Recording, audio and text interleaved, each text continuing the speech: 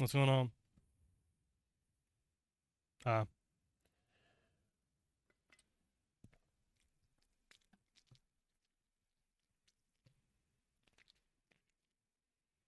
Why the...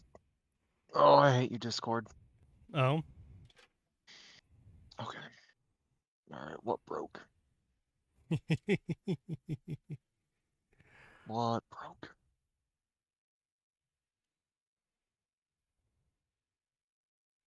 Well, I'm glad the two of you are here because you'll get the most enjoyment out of the fucking shenanigans that happened today. Quote unquote enjoyment. Yes. Well, I mean, obviously, yes. You will derive malformed humor units out of it.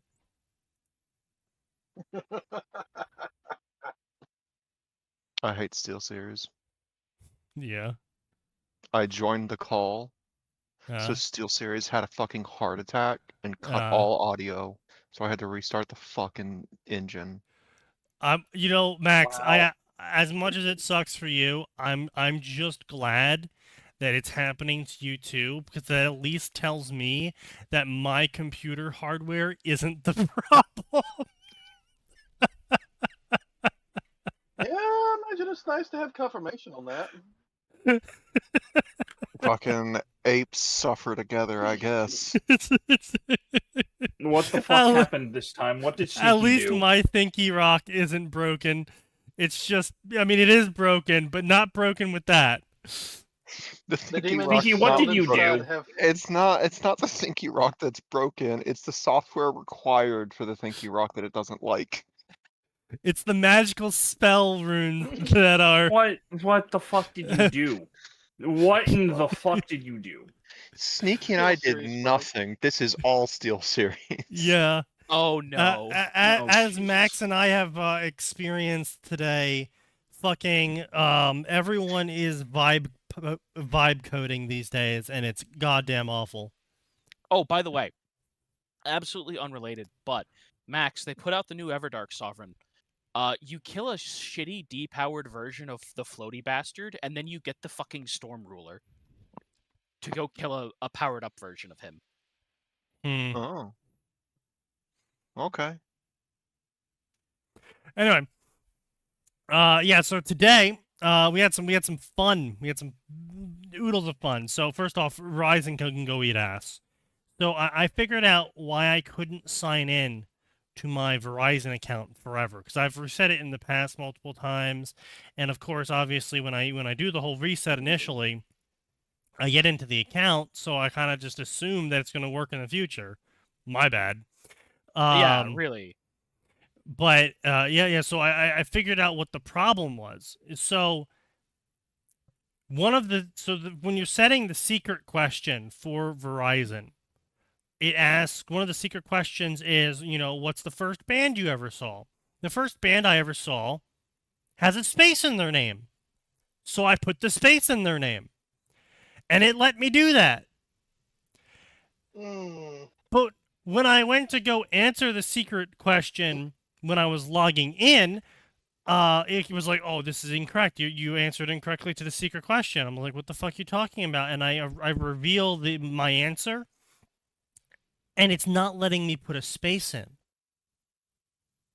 So no matter what I type, it's the wrong answer. I'm just gonna let you take the rap for that. So it's just like, are you fucking kidding me, Verizon? Why would you let me put a space into my secret answer and then not let me put a space when I'm answering it? Fuck you, that's why. Ancient answer. Ancient answer is... Yeah. Ancient answer is Confucius say, I think the person who worst forget how to code or hire people who don't know how to code, pay for it in future. I think the worst part is that was probably coded before the rise of vibe coding of this year. That makes it all the worse. Maybe, yeah. You know what? That's probably true. That's the worst part. Oh, Yeah. by the way, Sneaky, Yeah. current progress on the clone is Yeah. going great this time. I'm telling you, that Yeah. fucking partition has some bad Yeah. juju in it. I'm so sick of Windows Yeah, 10 that fucking ruining a effie perfectly partition. good hard drive. The fuck happened? I've been Max has been fighting. spending the whole day Not the cloning whole this day. hard drive. I've been spending the last 4 days trying to Oh. clone a single hard drive because it's a 6 terabyte that I'm upgrading to a 10 terabyte, and it takes 8 to 9 hours at a time for this to occur. I really should upgrade my What are hard you drive. using to clone it? Hasleo. Hasleo. I then tried Clonezilla when Hasleo wasn't working, and then Clonezilla's like, hey, bad news, CPU stuck. Just drag everything Like, from one oh drive no. to the other forehead. Yeah, at least Clonezilla's Well- giving you an answer. Have you tried a Cronus? No, so the answer was that the FE partition on the disk, because the cloning software was cloning the whole disk instead of just a partition. Yep. Yeah. And it was cloning a corrupted FE partition that Corrupted didn't Yiffy actually part, do yeah. anything, and it was fucking up the clone software every time. Yeah. That, So yeah. by okay. 10 or 11 tonight, I'll know if this worked. I'm at 57%. It hasn't hung up yet, which is good. And last night was the most frustrating time because I'm like, you know what? It's almost done. I'll stay up till like 1 a.m. I check it at 12:30, realized this motherfucker has been at 98% for the last hour. Oh Oh no. no. It hung at the very last instant. Yeah. By the way, I don't know where this FE partition came from. I don't know why there's a boot record tied to what I'm pretty sure I initialized as a simple volume 9 years ago when I stuck it in my build at the time. Windows puts that in automatically, and if you don't make one, it will go Yeah. back and add one later. Yeah. So specifically, Windows 10 does this to drives that are in the disk 0 position. And Yep. only the disk 0 position. Well, Yep. yeah, obviously, And I Max, don't the know first why. drive would always be obviously the operating system drive, so why would you ever flex code it? Okay. Why wouldn't you just hard code disk 0 to always be the boot drive? To Duh! always have the master boot record, and that's what the UFI partition is. It holds the MBR. Oh, God. I'm so fucking fucking mad. hate it. Because Sneaky, at some point, Sneaky's like, that's not a boot device you're trying to do. I'm like, no, I'm pretty sure I go look at Disk Manager and I'm like, wait, it has an EFI partition. Oh no. Yeah, because something was grinding in my brain. I was like, wait a second. There's a special cloning type specifically for boot drives. Max, are you doing a boot drive? The worst Well- part is I'm like, let me try a system clone then through Hasleo. But when you do system clone, Hasleo, unlike Windows, is smart enough to know which drive is the system drive. Yeah. So it literally blocks out all the other drives except the one that has the master boot record with Windows running off it. Unlike Windows 10, which is too stupid to know which one that is. Well, I seem to recall that God. Clonezilla doesn't even acknowledge anything to do with boot records or MBRs. You just tell it, hey, clone this, and it goes, sure thing, boss, and does a one-to-one. Oh yeah, it does. Oh no, here's the thing. I still don't know what happened. So I walk away from my computer for an hour because I'm like, I'll just check on Clonezilla every other hour. Because using Yeah. Clonezilla, I'm pretty much locked out of my computer for at least 7 hours, right? Because it's Yeah. It's 5.5 terabytes, give or take, that I'm moving over. I come back after an hour. I send Sneaky a camera phone shot, in which Clonezilla helpfully told me that, hey man, CPU number 4 has been locked up in a soft lock for the last 3,000 seconds. I'm like, fuck. So I do a hard reboot, hold that power button down, unplug everything, make sure main system's still okay, great, everything's still working. Pull out one of my many spare laptops I've collected over the years, plug the clone disk in and realize, wait a second, This says it has 3,700 gigabytes free, and 5,400 have already been used. Okay, so Clonezilla did something. Go digging through. Okay, according to this, Clonezilla successfully copied 5.5 to 5.7 terabytes in less than an hour over USB 3.0. I'm like, okay. Yep. Somehow Clonezilla just With broke the theoretical gibberish. speed limit. Well, that's the thing. I didn't try to run anything off. I just went digging through random folders and thought I was like, that's okay. Arma 3's on here. Yeah, 42 gigs. That's what it should be. Okay, let's go look at this game I pulled down for ripping from a gacha game. Okay, all the files are still there. Their icons are properly where they're supposed to be. That's weird. I'm not dumb enough to click on anything because I'm not risking a system like that. I'm like, okay, check disk. Found a bunch of shit. I was like, all right, don't worry. We can fix this, boss. It fixes it. There's nothing else to fix according to check disk. Okay. Plug into the main comp. Main comp's like, hey, there's no disk 0. What do you mean? What is this nonsense you plugged? I don't know what that is, but you better unplug it because that doesn't exist. All right. Yeah, That's weird. yeah. Better unplug this. No. It's not real. It's because that partition was tagged as a disk 0 boot record. And when you Yeah. didn't transfer the FE partition over to it, the computer's not going to recognize it anymore. Yeah, you had to jump through hoops to make it work. You can do it. You set the flag manually, then you go into your BIOS and tell it to turn off UFI. But you can do it. On It's gonna older. be Yeah, such ass. Sometimes I'll you deal can't. with that when I'll deal with that when I get to it later tonight. If the Cause partition thing doesn't work, I mean, if it clones the partition just fine, then you're golden. But yeah, as long as it clones the partition, it shouldn't matter where I plug it in because what should happen is be like, hey, we see there's a new drive. Let's just make a new FE partition, even though it really fucking shouldn't because it doesn't matter. You Yeah. may need to run the Windows install media and then do a fix boot, fix MBR from I mean, that. alternatively, he can just plug his boot drive into that SATA port. I can't. Why not? The boot drive is an NVMe that's stuck under like 2 fucking heat sinks 'cause of how the motherboard's constructed. Oh, That's one of the reasons I'm pissed off about this, by the way.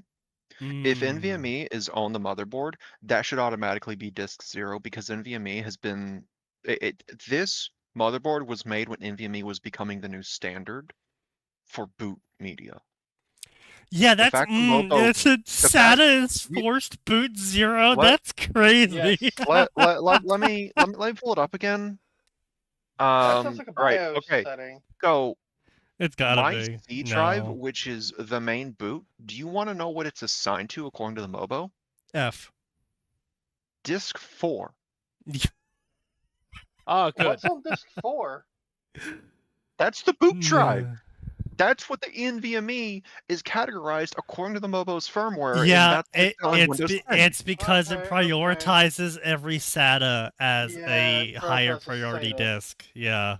You can change that. You just change the boot order in your But it Your doesn't BIOS. change the disk. No. assignment. Boot order doesn't change disk assignment sign. no, it does not. Something's not clicking here. Like, I have it set properly in boot order, but as far as Windows 10 is concerned, that's not disk 0 when Oh. logically it should be. Okay. Yeah. Okay. Yeah, it's Windows bootloader having issues. It's not the BIOS. All right, gotcha.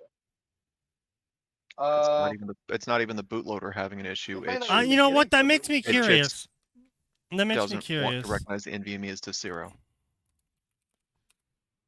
I'm going to assume this is a holdover from when Mobos What were made is before my NVMe started showing up. disks? Okay, so my disk 0 right now is a SATA drive, which is an SSD. Yeah. No, this is just a Windows 10 thing. Sounds right. So theoretically, I should be able to click this into the disk 0 slot as long as the partition successfully goes over. Alternatively, if I get really pissed off with it, because I think it's becoming clear, I don't need to send this into Amazon for a replacement drive, because Check Disk has had zero issue with this disk at all. I can just plug it into disk 0, initialize it through there, and then plug the old one in through the enclosure I bought, and just do it the hard way, which is Yeah. copy everything over and walk away from my computer for 16 fucking hours because it's 5 point some how many fucking terabytes I've got stored on this thing. Yeah, you could I do it don't the want to even do harder it way. that way because doing it that way heightens the risk of data corruption, even if I do it like sector by sector or folder by folder. But it's an option, one I'm not keen on after several successful cloning operations 4 or 5 years ago. Now is a very good time to do a fresh install, you know.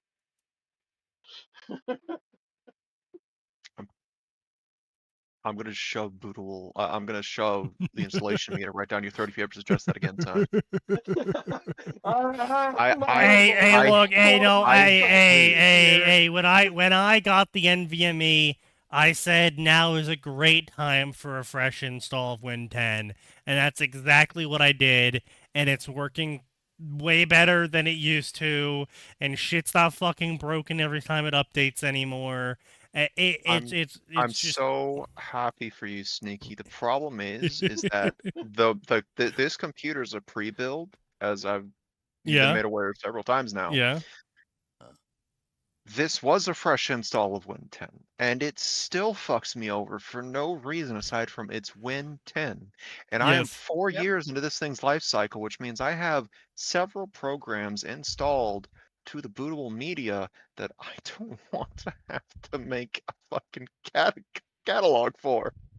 With all the fucking keys I need and all the logins I need that I haven't touched in 4 years. yes. I just want Windows to work. I want it No, to work like Windows 7 your used to. request I is want rejected. I want it. Yeah.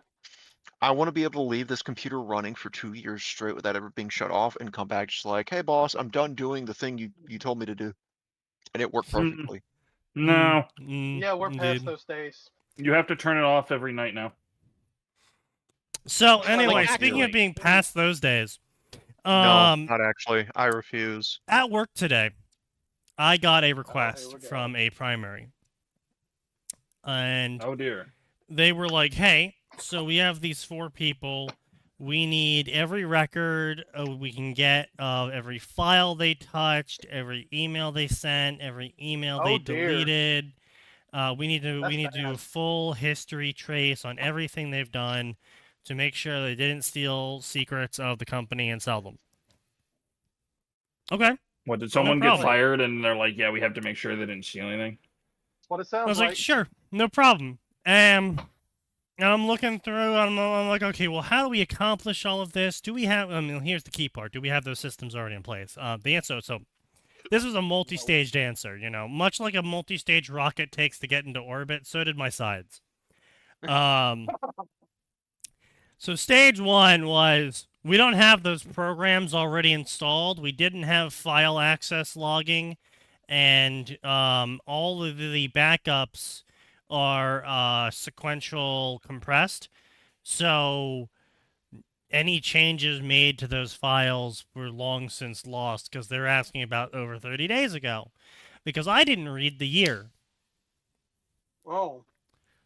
Which brings us to stage 2. I didn't read the year. He was asking for email records of employees he fired 2 years ago. I'm sorry, what? Oh, What? that's Yeah, it's kind of bad, but And he Oh, also that's a wanted little harder. file access records for those same employees from 2 years ago. And I'm like, okay.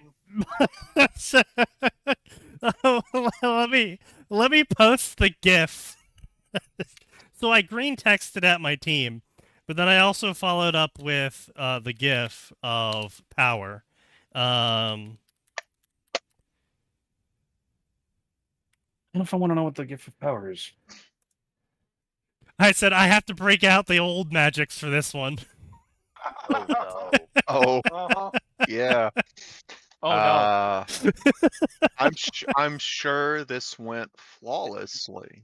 The So old I, Sneaky busting out the old magic is like I tell the primary. There's everyone in the team's laughing now, and I'm like, I tell the primary, I'm like, look, so, you declined to tell us you needed a litigation hold on these guys, so all we have is the records of the emails they didn't delete. You didn't want to pay for file logging, so we don't have those. And even if we did have them, you're asking for stuff from a year ago, which is long since deleted. Yep. So, you get none of that now, actually, because you're a cheap-ass That's- fucker. Yeah. Unfortunately for you, sir, emails, if they're not directly related to medical and banking, don't have that 5 to 10 year minimum hold time. Yeah. Mhm. And if you wanted it, or you I am needed to not pay us for asking that. or I am not asking for too much. Technology used to just work. That is not asking for too much for it to still work. Yeah, but you see, we have to start carrying to the lowest common retard, so... yes. And we you know what? gotta- They're also unhappy because the technology doesn't work like it used to. And they're starting to Yeah. realize No. that. But it The feels lowest common nice. retard coder. True, that too. You see, unfortunately, we live in a society where you just need to get comfortable not owning things anymore. Yeah. Renting everything. Yeah. I You will think own my nothing and you will be favorite happy. I think my favorite version of that I've heard so far was from the CEO of Ruby. Ubisoft, yeah. No, not Ubisoft. No. Fuck. Not HP. They make like the generic mouse that every office has. Oh, Logitech. Oh, Logitech. Yeah. Oh. The Is Logitech he the one, the CEO was like, subscription mouse? yeah, the something? subscription Uh-huh. mouse. No. The mouse that only works Oh, on subscription. Yeah. okay. Yeah, well, that mouse was like 3 or 4 years old as an idea at this point. I have not heard anything about that recently. Oh, that's because it got blown out of the fucking water by Law and everyone. You're damn right it did. Oh, it did. I'm just saying, it's still really funny. Like, it's one of my favorites because it's so wrong and so funny. Yeah, well, the reason that I never gave them shit for it is that they weren't trying to shove it down people's throats. They're like, we want to do this as an option. And he put it out there and it backfired so spectacularly. It's like, you know what? Maybe I'll just go back to shareholders to say no. Here's the thing I can't fathom why they thought that would work in the first place. It's like, yes, so the idea here is that we're going to sell you a mouse with buttons and functions on it that don't work unless you pay us monthly installments. Yeah. It's like, okay, so what if I wanted to buy a cheaper mouse? No, fuck you. No, we're only producing this mouse now. Okay, I'm just not going to buy your mouse then. Yep. Like So it's the same thing that happened with BMW, where people bought BMWs. BMW was like, "Well, we can sell you the ability to activate your heated seats," and people were like, "I'm sorry, but I purchased those heated seats. They're being activated, whether you want them to be or not." Yeah. No, it's people are just. They didn't like that. You want to add digital limiters to physical items. How about I add a physical limiter to your lifespan? Oh, remember, they also wanted to charge you money if you wanted to accelerate faster or go above a certain speed. Yeah, well... Yeah. I mean, if That's I want to so- deal with that, I'll just go work for a company that No. See, limits cars' speed. as far as I'm concerned, when it I comes can to get paid for that abuse. True. Yeah, as far as when it comes to limiting a car's speed and paying for a faster engine on a subscription basis, I feel like if you're buying an electric car, you're already retarded, so I'm fine with them Yeah. exploiting you. You know, I that's just my opinion. If you're retarded enough to buy an electric car, you being exploited, I don't really care. I feel like that's just like the cycle of life. It's more modern version of survival of the fittest. But yeah. So yeah, that was a fun little adventure we had at that point with the missing files and all of that. Yeah. What a brilliant lesson that he absolutely has not learned from all this. Yeah. That's my favorite part. Yeah. He's not gonna learn a lesson from No, this. he will not. That lesson being, if you're worried about legal proceedings because of the work you deal with, don't cheap out. Yeah. Or But my what favorite. if You can cheap out, but you actually have to keep your IT team notified of the changes.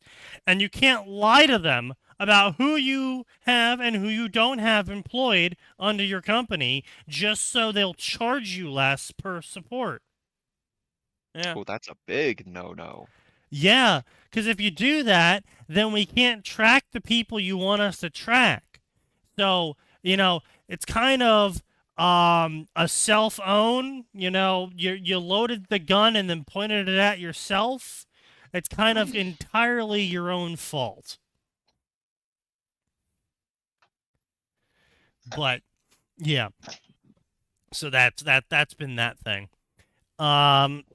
There was another thing that happened today that was found really funny, and there was two things by the time I told Max that we had some stories, and I'm just not remembering the first one.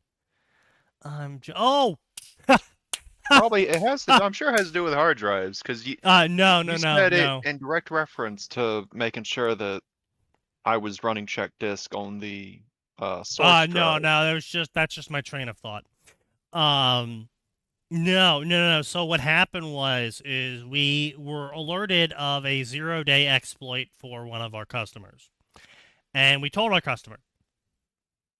And we said, hey, we really need to isolate this device and prevent and, run some updates, change the security settings to prevent this 0-day exploit from being exploited.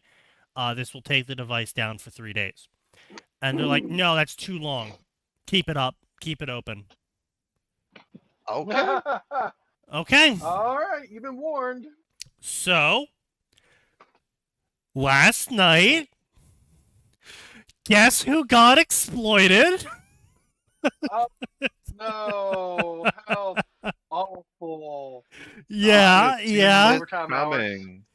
And then the exploiters used the pivot of the device they've exploited to proceed to laterally infect all of the other servers. So now, not just that server's been taken down, all of their servers have been taken down. And because they didn't listen to us about the whole offline files remote profile bullshit that everyone in the office still insists on doing because it's, quote, just easier to swap computers that way. No one can access any of their stuff anymore because the server that contains all of the user profile information is offline. So they are super Hooray. They're fucked. They super are fucked. down. They're down for like at least a week now. Oh, you did. That's one of those comebacks. So, how you feel about that week of being down? Feel like a That winner 3 yet? days we could have took is looking a lot better now, isn't it? That 2 3 days days for that consecutive. one single server you couldn't have gone without. Yeah, it sure is good now that your entire system and every device had to be quarantined, isn't it? Oh, not Not just that, but all the money lost from business operating costs and the repair costs. Yeah. Whew, Yeah. But hand don't me worry, a they big won't bill. learn the lesson. It's okay. Well, from No, what fuck I no, they won't. heard, their on-site IT guy is now a lot more understanding when we tell him about security issues. Wait, hold on. Their on-site IT was the one who denied this, or their bosses were? So, how do I put this customer? This customer is retarded, and it's Yeah, filled with obviously. retarded people. Yeah. Obviously. Their top management contact for us was their HR lady, Oh no. who had no technical experience and didn't understand any of the things we were telling her about her systems. Yeah. Yeah, that's HR. And then she got fired for fraud and Oh. adultery. Oh, they. Uh, I is- see. This isn't a company that made recent headlines. No. Okay. No, Typical this HR was- crash out. This was a while ago. Okay. And so her replacement was her assistant, who also knows Oh, nothing no. about tech, but actively knew she knew nothing about tech and was pushing her managers to get someone on site that could explain all the tech shit to them and understand all the tech shit Yeah. we're telling them, so we can actually get a fucking setup going. And so we sent one of our guys out there originally.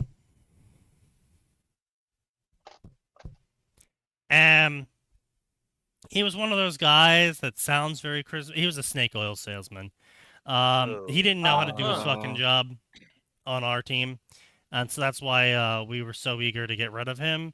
And then they paid the non-compete clause to buy him out and employ This him. fellow. Yeah, and so then he didn't do his job at all, and so then they fired him instantly. And so they've been looking for a new IT guy, and they finally found one. And so the new IT guy, who's doing his job more than every other person that's worked for them so far, More. was the one who denied the security shutdown and quarantining initially. And according to the SOC team, he is now far more understanding of the position they were in when security told them we needed to quarantine the computer initially. I imagine.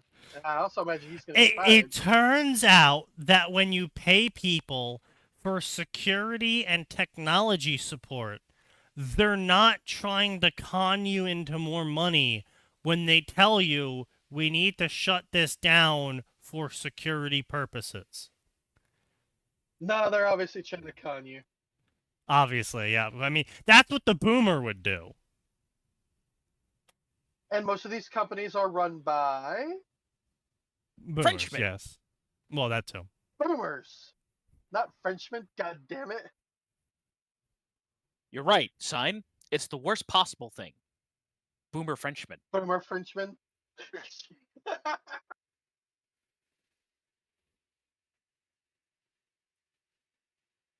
He Goddamn, is, Blue so Archive, help do you me, really need 7 gigs? French. Sacre bleu. Sacre What bleu. the fuck did you post? Is this a Girls Frontline reference or something? Yes. Okay. It's a combination of Rainbow Six and Girls Frontline. I see. I see. That's the T-doll for his gun he's holding. I see. I see. Of course. I assumed, but I didn't want to. Make an Assume. ass out of you and me? Mm.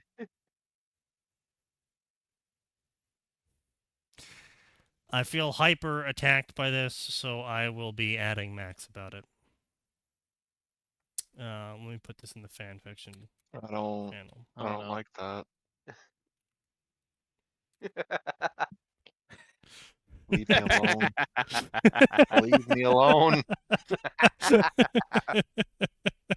Ooh, listen, How fucking I am dare also you? attacked by that. If I have to be hit by this shrapnel, so do you. Fuck you. But yeah, so that was the other thing that happened, you know? That was a funny little time. We had a funny little day of everyone just being really retarded. And yeah. These things, they happen. Indeed, they do. Indeed, they do. Now, there was something. Was it? What was it? There was something. There was something else. There was something. Oh, right. Yes. Cyberpunk time. Um, I mean, Horizon, I guess. Yeah. So Horizon. I'm wrapping up Horizon. I'm not going to talk about the diversity shit I was sending Max, but I will talk about how disappointing the narrative was. So I'm doing the penultimate mission that leads into you assaulting the bad guy base and taking the bad guys down once and for all. And at the end of the penultimate mission, your black sidekick gets stabbed and dies in one hit. For no reason. Like, so you finish up, you empower the AI even more. Now she's more powerful, and then the bad guys show up, floating down from the sky, and they're like, "Waha! Did you really think you fooled us? We're here to take the AI now. Thank you for all your hard work." Waha! And they shoot Aloy, and she goes flying away, and then they're like, "Oh, okay. You, combat master, go down there and take the stuff and kill them and lull them out." And the combat guy's like, haha, yes, I will, because I'm evil and stuff. So I'm going to walk slowly at them. And so he yes. does that. The threatening walk. Yeah, so he does that, and Black Sidekick runs up and tries to stab him with a spear several times, and it keeps getting deflected off of his force field. And then the combat guy is like, okay, well, I'm bored now. So he grabs Black Sidekick by the neck, takes his spear, and then just runs the spear right through Black Sidekick and then throws him away. And then they take the AI and leave. okay. And that's it. He's dead. Okay. Oh. Yeah. Wow, they actually killed him? Yeah, they just killed him. Like, it wasn't some noble sacrifice or last stand or taking the enemy out with them. It was just a really completely fucking pathetic showing pointless- of his spear bouncing off of their force field, and then they one-shot him. And then that's it. And then the other stupid moment was, so they also kidnapped the clone of you. And before this mission happens, they spend like 5 minutes of the clone. This is the other funny part, actually. So, before you take this mission, you have to calm the clone down because she's having a massive woman moment. And ultimately, the clone's like, I don't understand. I'm you, but smarter and better. But why can't I be as brave as you? What's different between me and you? I have everything you have. And then Aloy is sitting there, and she's like, huh. You don't have my massive balls. You're right. Wait. And then she takes off her necklace and looks at her necklace, and then proceeds to project a picture of the guy that raised her. And she's like, you didn't have a father. Ah, Oh my god. That's the Love it. difference between the two of us. Is I had a father. woo. And the clone is like, but he barely showed any love for you. And Aloy's like, no, he did love me. He cared for me greatly and died to save me in the end. I'm sorry. The fuck does the evil clone who wasn't around mean he never loved you? Yeah. The relationship between them was actually astoundingly good. Yes. But you see, Like- from an outside observer who wasn't there to enjoy the emotions and the deep relationship the two had, just looking at it from the outside, yes, he looked very cold and standoffish. Because he was prepping Aloy to live without him, because he was a permanent outcast and could never rejoin society as per their tribe's laws, and she wasn't. So, unless she was going to live with him forever, she would have to leave him and then never speak with him again. Otherwise, she too would be outcast by the tribe. And so that's why he was basically trying to push her away in a non-violent manner of just like encouraging her to go out and do things, basically. Because he also saw that she wasn't going to leave him. And so he's like, okay, well, if she's not going to leave me, I'm going to go get myself killed. So the next time she goes out hunting, I'm going to go take the Death Seeker oath, and I'm going to go kill a dangerous machine or die trying.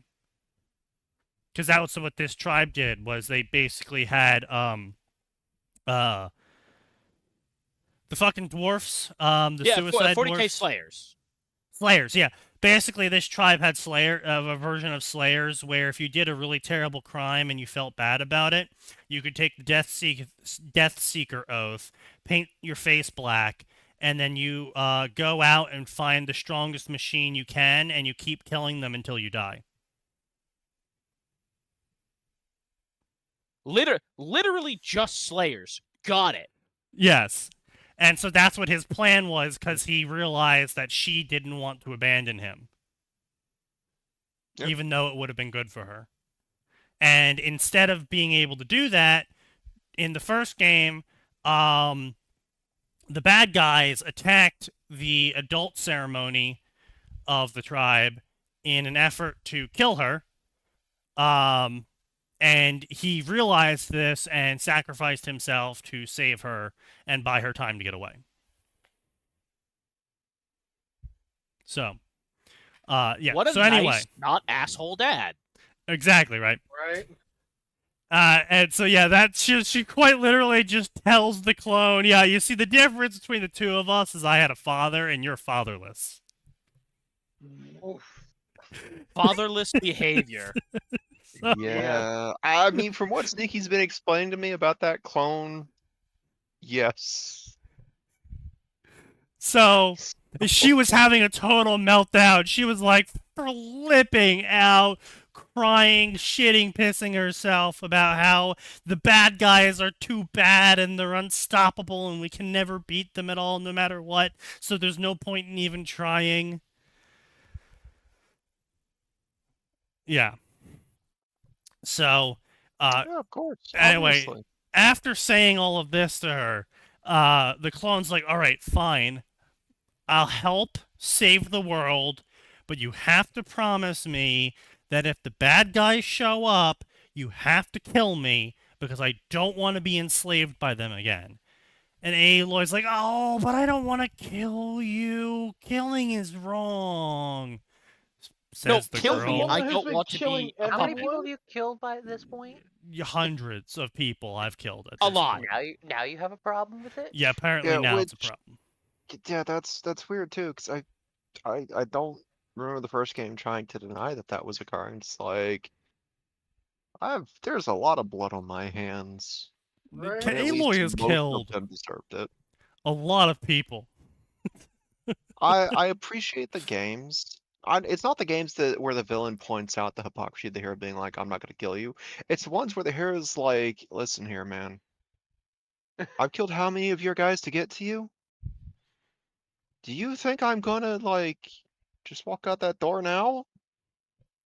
No. I have killed a lot of people to be this No. peaceful.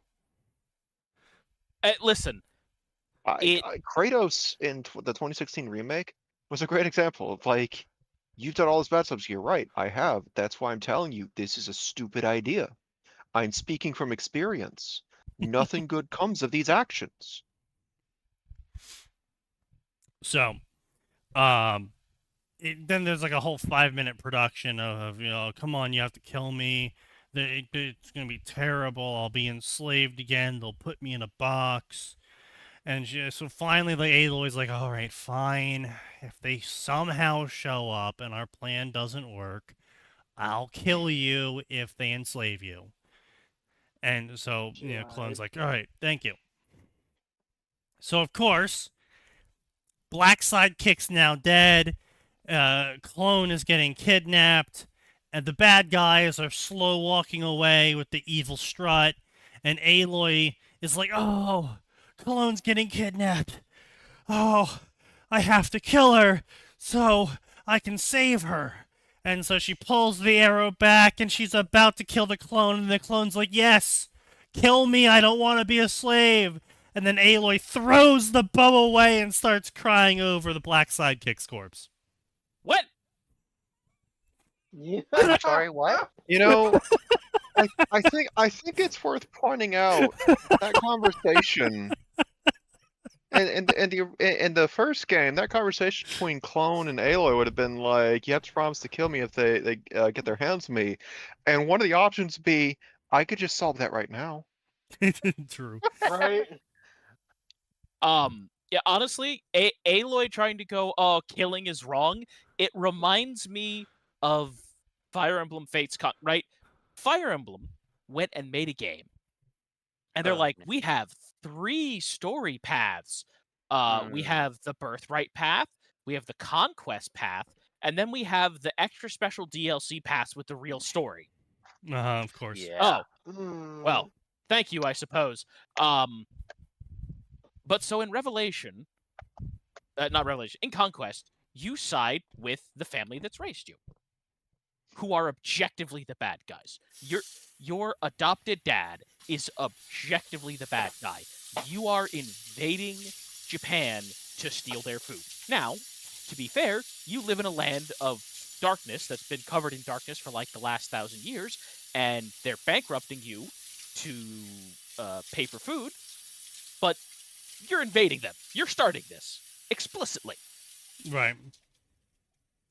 And so they're like, straight shit, I kid you not, the main character instructs his army not to kill anybody, disabling hits only. So that implies that the army of Nor is just so much better than Hoshido that you can, in fact, just Skill body issues. their troops. Yeah. Because here's the thing. At no point does anyone ever go, hey, Prince Corrin, that's fucking stupid. We can't do that, man.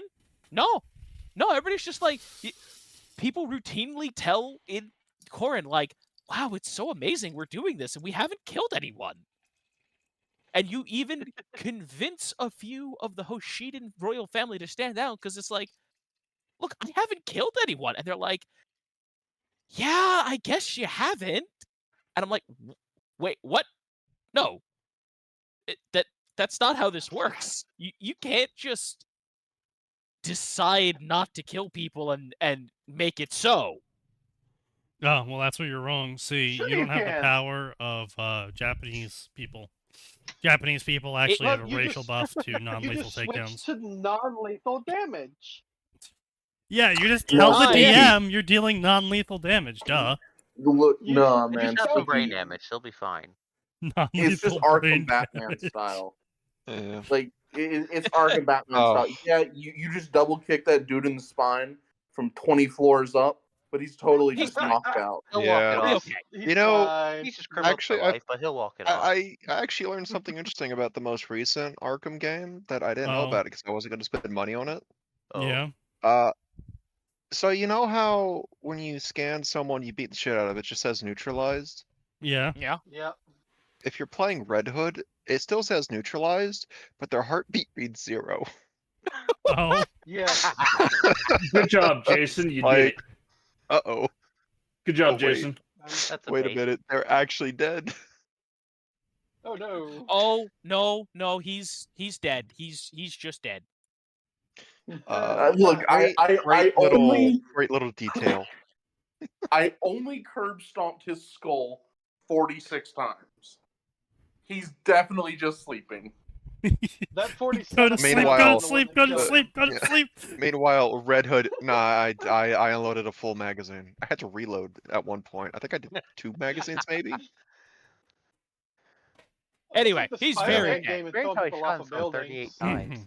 Anyway, so yeah. He's I giving fucking Dean a um, bolt and burnout. Detail in Conquest. It's a shame too, because Conquest is the best writing of those 3 stories, and Oh, Conquest yeah. still does a lot of stuff that like makes characters actively worse if they were actual human beings. Like, for example, the big brother of that campaign, Xander, it gets talked up like he cares about the people, he loves them, puts the people first, blah blah.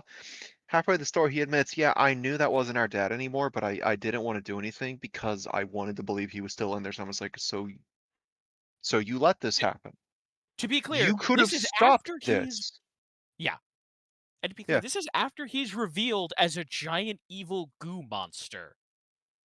Yeah, and the worst part is Xander knew. He knew exactly when the change had occurred. It's like, I know when it happened. I could have stopped it. I could have prevented all of this, and I chose not to say, okay, so you're just a fucking piece of shit. And it's one of the few No, things Max, that Fire he's Emblem Heroes just a does liberal. well. It's one of the few things Fire Emblem Heroes does well early on, which is, why is Xander hanging with our current villain? It's because I have a second chance to prevent the shit that happened with my dad. So I'm going to stick around and make sure they aren't as destructive and try and just, pull them back up 4 or 5 notches off this crazy scale. It didn't work, but Right. he tried. Oh no, it did work. Like there's active stuff in the story, like it did work, but again, because it's a gacha game, the story updates are every 3 to 6 months. So, Maybe if you're it lucky. took 2 or 3 years for results to show.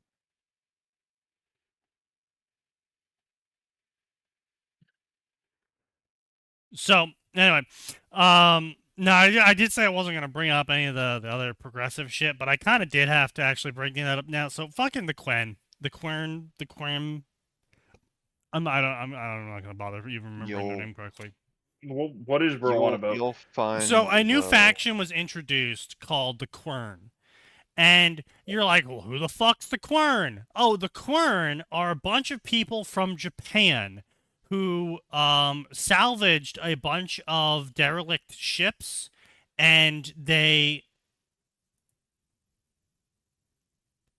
Saribot, why is this person not banned? What's wrong? Good question. What's the point of a fucking bot if it doesn't ban the bots? God damn it. On my end, it says it did. Oh, I guess it just still let it go into restream. That's great. Okay, so it banned them on Twitch, but Yeah, looking through mod view, it says Yeah. banned. It's just not erasing the... Okay, there it went. Okay, now it's erased the message. What the fuck? yeah. I don't Good job, understand. Saribot, you slow ass. Anyway, so the Quern are a group of Japanese people who salvaged a bunch of derelict ancient ships and were able to use their navigational devices to once again sail the seas. And the reason why they're sailing the seas and why they showed up on the San Franciscan coastline is because the whole world's going to shit, and all of the data they found, because they found focuses as well, all the data they found was pointing towards this area having a possible solution to the problem. It's like, okay, cool. So I go to the Japanese people camp, and I saw more black people and white people in the Japanese camp than Japanese people. Listen, Yosuke really got around.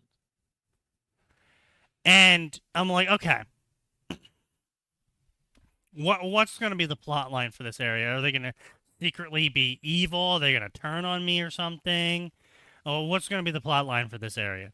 And so again, so we are now, by the way, at 99% of the leaders in Forbidden West being female, with a majority of them Only 99%. being minority female, and then the rest of them being white. Yeah, only 99%. There is 3 leaders in total that are not women and are alive. Wait, no, hold on. 1 leader that's alive. The rest of the leaders, so 2 leaders that are alive. 3, yeah, no, sorry, I was right. It was 3 leaders that are alive that are not female. The rest of them you overthrow and put a female into power. Yeah.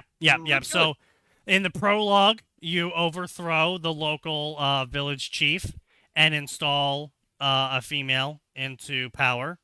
By the way, the village chief was also white. He was a white guy. You replace him with a female minority. And then in the deserts, you have to pick between Arab woman and Arab guy. The Arab guy's communist. I told you guys about that one. And you have to the good ending is you kill him. And then this is, by the way, the desert is actually like the only choice I think you actually have in the entire game. Yeah, it is. Wow. And then the Quern is another male leader that you then kill and replace with a female leader who co-leads with the male leader. So it does a double fake out. So you're going into the camp, and it's a bunch of white guards in Japanese themed gear. Oh, by the way, they were also super please tell racist. me that they're just like, it's actually just a bunch of weeboo cosplayers. No, listen, they're from Japan.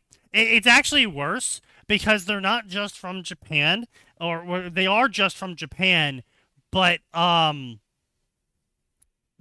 writers are racist, and there was a bunch of Chinese and Polynesian themes in their gear as well. Mm-hmm. Because Asians are just all the same. They're just one monoculture, right? Okay, now, Yeah. if this was like a surviving band from Asia and they're picking up the pieces of what they can, maybe I could let that go. But you've said they're all explicitly from Japan, right? Their faction is based out of Japan.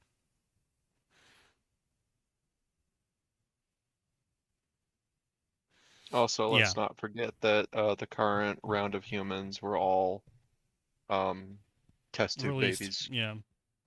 I So see. there's Yep. not all that much to pick up and put back together. Oh no! This is just like Tojo students or something, man. They're just doing Greater East Asian Co-Prosperity Sphere LARP. Yeah. But anyway, I knew so the white guards take you into the camp, and you're like, okay, what's going on here? And then a black guy greets you. I'm like, okay, so a black guy is leading the Japanese faction. All right, interesting. And then, psych, actually, it's a white dude leading the Japanese faction. And not just a white dude with the fucking man bun who is strutting around and speaking in the third person. I'm like, oh, well, What does he fucking call himself? Oh, Inquisitor was Weeaboo or this something? No, he calls himself the CEO. Yeah, Oh, I wasn't see. It's a this one you were cyberpunk LARP. Got it. Oh, that's the one you were complaining to me about, right? The one Yeah. you thought he was a reincarnation of Pharos? Yeah. Yeah. So, and you get How into the fuck tome did of Ted information Farrow. of... How did it... Oh, wait, what do you mean tomb? Yeah, so Ted Farrow apparently had Elon Musk money, or like Elon Musk and Bezos money combined, because apparently Ted Farrow proceeded to build a football stadium sized art tomb for him to live in that is under San Francisco, that taps into geothermal generators for infinite energy. Oh, that's good. Yeah, just casually have that. Yeah. And so you Okay. go in, and so you go into the tomb, and it's like styled in like this Egyptian tomb style, and it's got statues and art pieces everywhere, and you're reading the data logs that are all around, and it turns out that basically the tomb is occupied by Ted Farrow, his harem, his priest, and his doctor.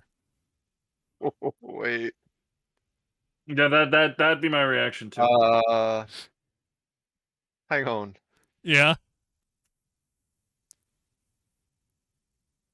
That motherfucker was one of the first to die in the original game. What do you mean he had all of this built? He wasn't Yep. implied to have that level of money.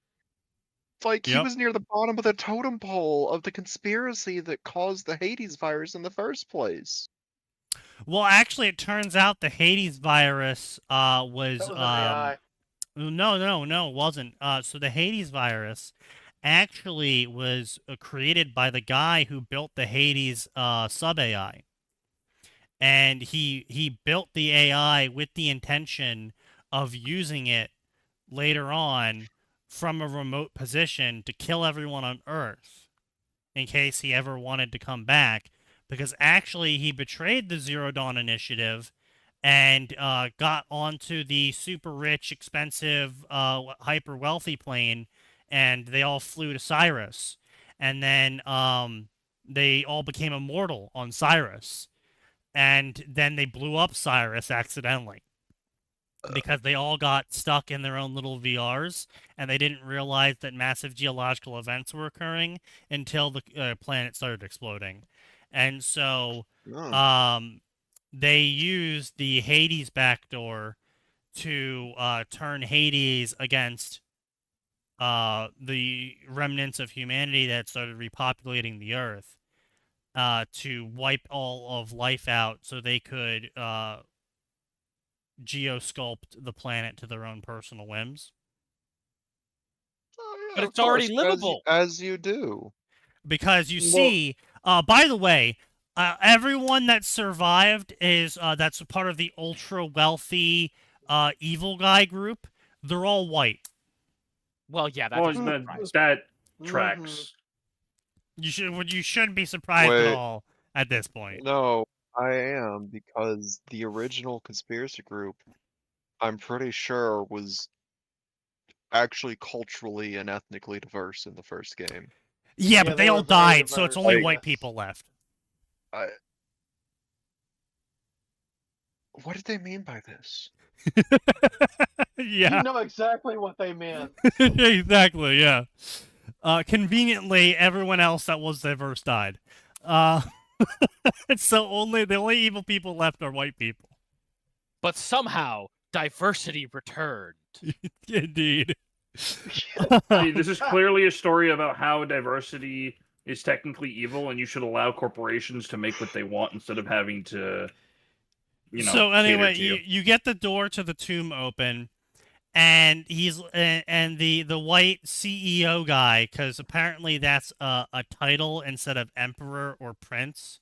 They use CEO because they didn't really understand, because they had access to all this data of corporate records and whatnot, and they were like, oh well, CEOs are at the top, but they still answer to the board, and so the emperor is called the board. And all of his sons and daughters are called CEOs. All right, so they just didn't think this through at all. No, no. You know Also, the writers this time around thought they were being clever. Also, the Quern live in 1984, where they have a group called the Diviners and the Overseers of the Diviners. So the Overseers, the Diviners find out information, and then the Overseers review the information and only release the bits of information that make them look good, and forbid all the information that make them look bad. As one does. Yeah. One does. So anyway, you get this tomb open, and Mr. White Guy is like, "Oh, great, fantastic! The tomb is open. Now, my assistant Elizabeth Reborn, you must put on the raiment of Elizabeth Sobek before we descend into the tomb, where I can ascend as the God King Ted Faro himself." I'm sorry, you what? That was Wear the his character's ex-girlfriend's reaction clothes, as well. Yes. So anyway, he then threatens your fat Asian downy child companion. Apparently the soldiers of the Coon are just really hardcore, because he's like, he raises his hand and they instantly just start threatening one of their overseer diviners with arrows at his whim. Just no hesitation. They're like, we're gonna fucking kill her if you don't listen to us. And so she's like, fine, I'll listen to you. I'm gonna go put on the stupid fucking dress. And so you do that, and then you descend into the tomb, and you listen to this guy waffle on about how he's actually the true inheritor of Ted Faro's essence and will. And then you go deeper into the facility, and you find the medical throne that Ted Faro sat on to get his immortality treatments, because apparently Ted Faro was also working on immortality alongside the guys who fucked off to Cyrus, but his immortality wasn't quite as good. And that later gets revealed because you read a bunch of medical journals where everyone but Ted Faro proceeds to commit suicide once they learn that Ted Faro doomed humanity. Why would you not just kill Ted Faro? Because Ted Faro had because Ted Faro had the doctor install off switches into everyone. Yeah, that's not how that works. What kind of off switch? Yeah, define an off switch. It puts you into a coma. That's not an off switch. That's a nap switch. Okay, that won't let you attack him. It is. He put a literal off switch into them. Yeah. Okay. So they all commit suicide to deny him the power he has over them or something. They went out of their fucking way to make this bottom of the totem pole dickbag way more important than he was in the first game. Yeah. So anyway, my memories aren't the sharpest about that game, but I do remember like he tried to push a couple of the scientists on the board, like, we should do this. Like, no, fuck you, that's stupid. And again, he was below them on the totem pole because he had to try to convince them to act. He couldn't order them to act. Yes. So anyway, Ted proceeds to leave down a series of increasingly schizophrenic medical journals in true Resident Evil fashion of, the doctor told me the treatments are working. I am now immortal, but the mutations are concerning. The doctor says my mutations can be managed. I just need more energy. I need to get this solved so I can greet the children of Earth, because they will all be my descendants, because I alone have saved them. And then the final one is, I must go into the core. The energy is there. Oh, you know, it's fucking one of those like. The storytelling was a lot better when it was like, so what do you think happened to all those people in that council? Oh, they all just fucking died because there was nothing left. You know? An ignominious end was much better for them than this fan fiction tier garbage you just recounted to me. Yeah. So, anyway, so you open the door to Ted Farrow's personal logs, and Mr. Reborn is like, "Ah, yes, Ted Farrow's knowledge, it will all be mine, and then I shall ascend as Ted Farrow's inheritor of will." I can't believe Destiny writes a better version of this character. True. Oh my god, I hate that you're right. And so the so so it, so the Mr. White Skin Blue Eyes is like, "It's beyond this door, Ted Farrow himself," and Aloy's like, "Yes, you really shouldn't go in there. You won't. You will not like what's in there." And so he's like, "Fuck you! I am the inheritor of Ted Farrow's will. It is only right that he imparts his essence upon me." And so he walks into the room, and then he's like, "Oh God! Oh God!" And you're like, "Oh, is he gonna like fucking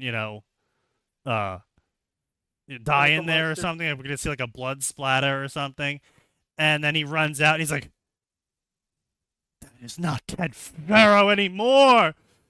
Burn it all!" And so then one of the soldiers picks up a torch and is like, "Okay, let's go!" And they run into the room, and then they stop at the door, and you can see them looking at it, and they're like, ah! Then they run in with the run Do in you with the ever torch. actually get to see what it is? And then, no! Oh, And you know then what? an Better that way. explosion happens, and you hear screaming and burning sounds. Oh dear. And then the whole facility starts melting, because apparently Ted Farrow also had them install lava pipes throughout the entire facility, so that if anyone besides him tried to mess with the geothermal generator, it would dump lava into the entire tomb. As you do.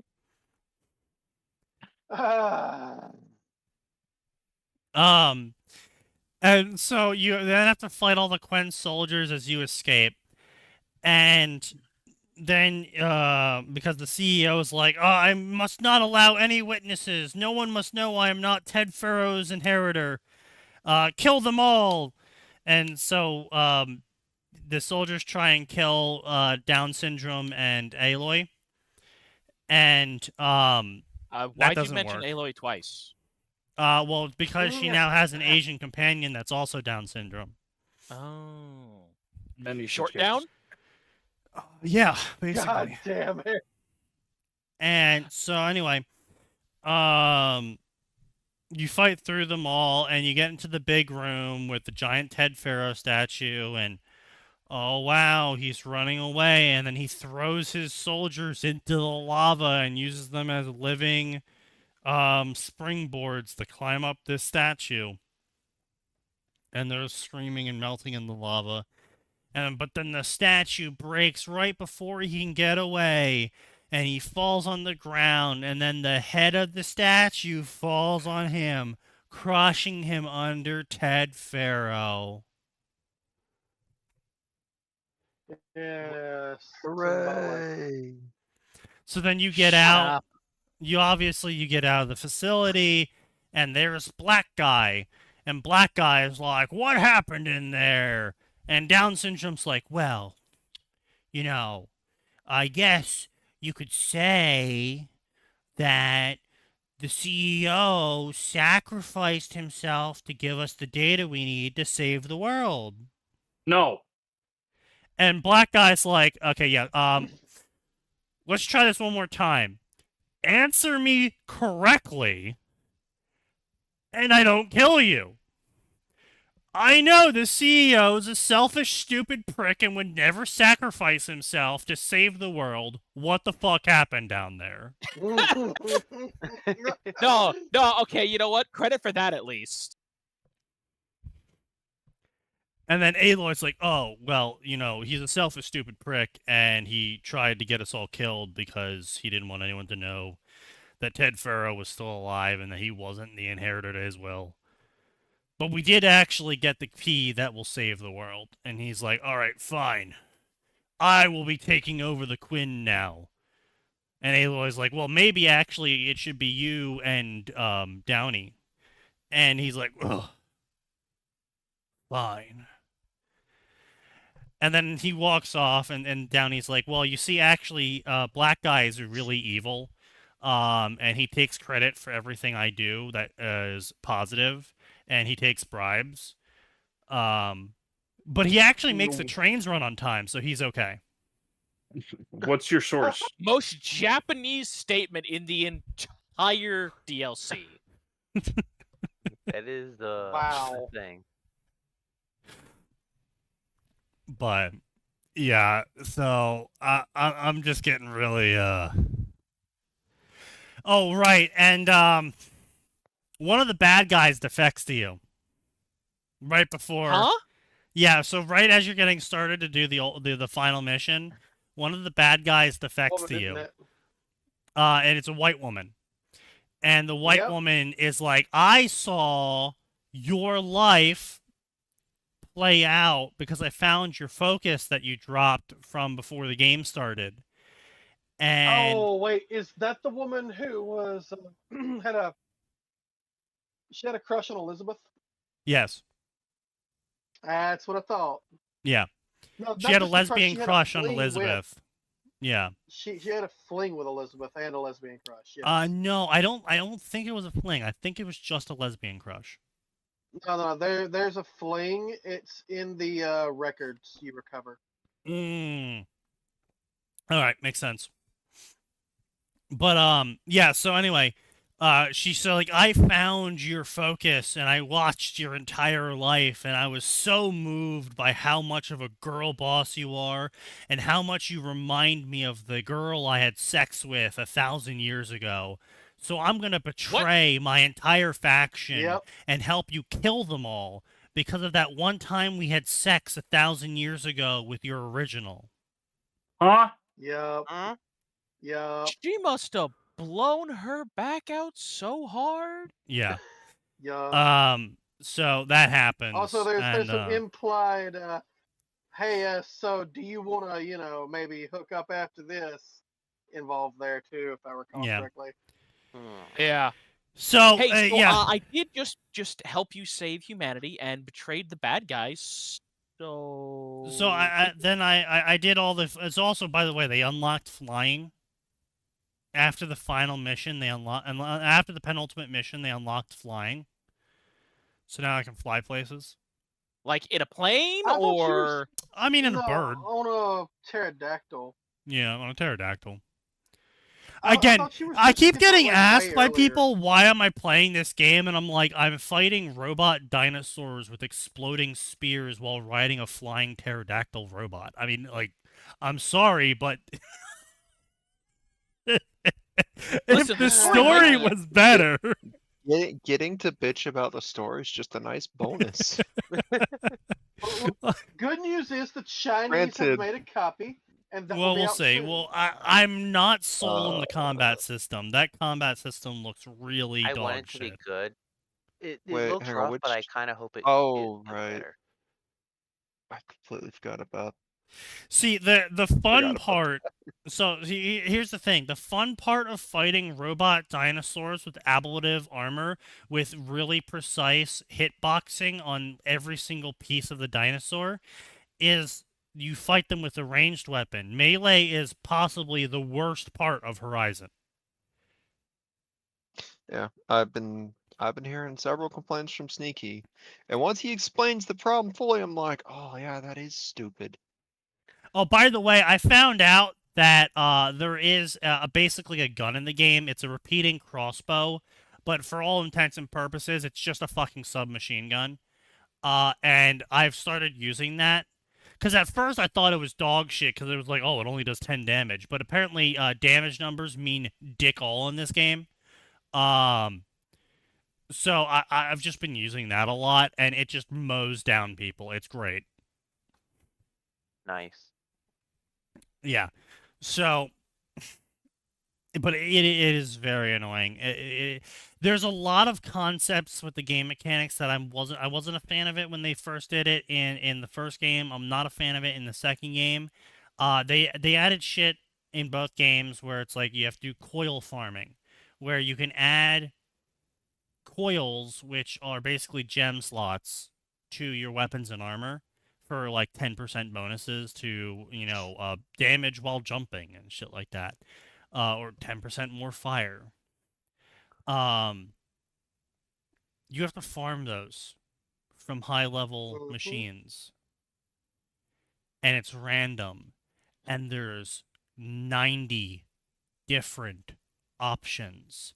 And then you have rarity levels. You have 3 fucking rarity levels that can drop of those 90 options. And all of them can drop from the highest level machine. So it's not just hunt the highest level machine, get the highest level rarity. No. You just have a higher chance of the highest level rarity. And it's not even like hunt these machines to get fire coils and hunt these machines to get lightning coils. No. Every machine has a chance to drop every coil. That's dumb. Yeah, it's really stupid. But the reason why they did that was because you're going to be spending about 200 hours farming every high-level machine so you can actually upgrade all of your equipment so you can finally fight high-level machines without feeling like you're shoving your hand into a blender.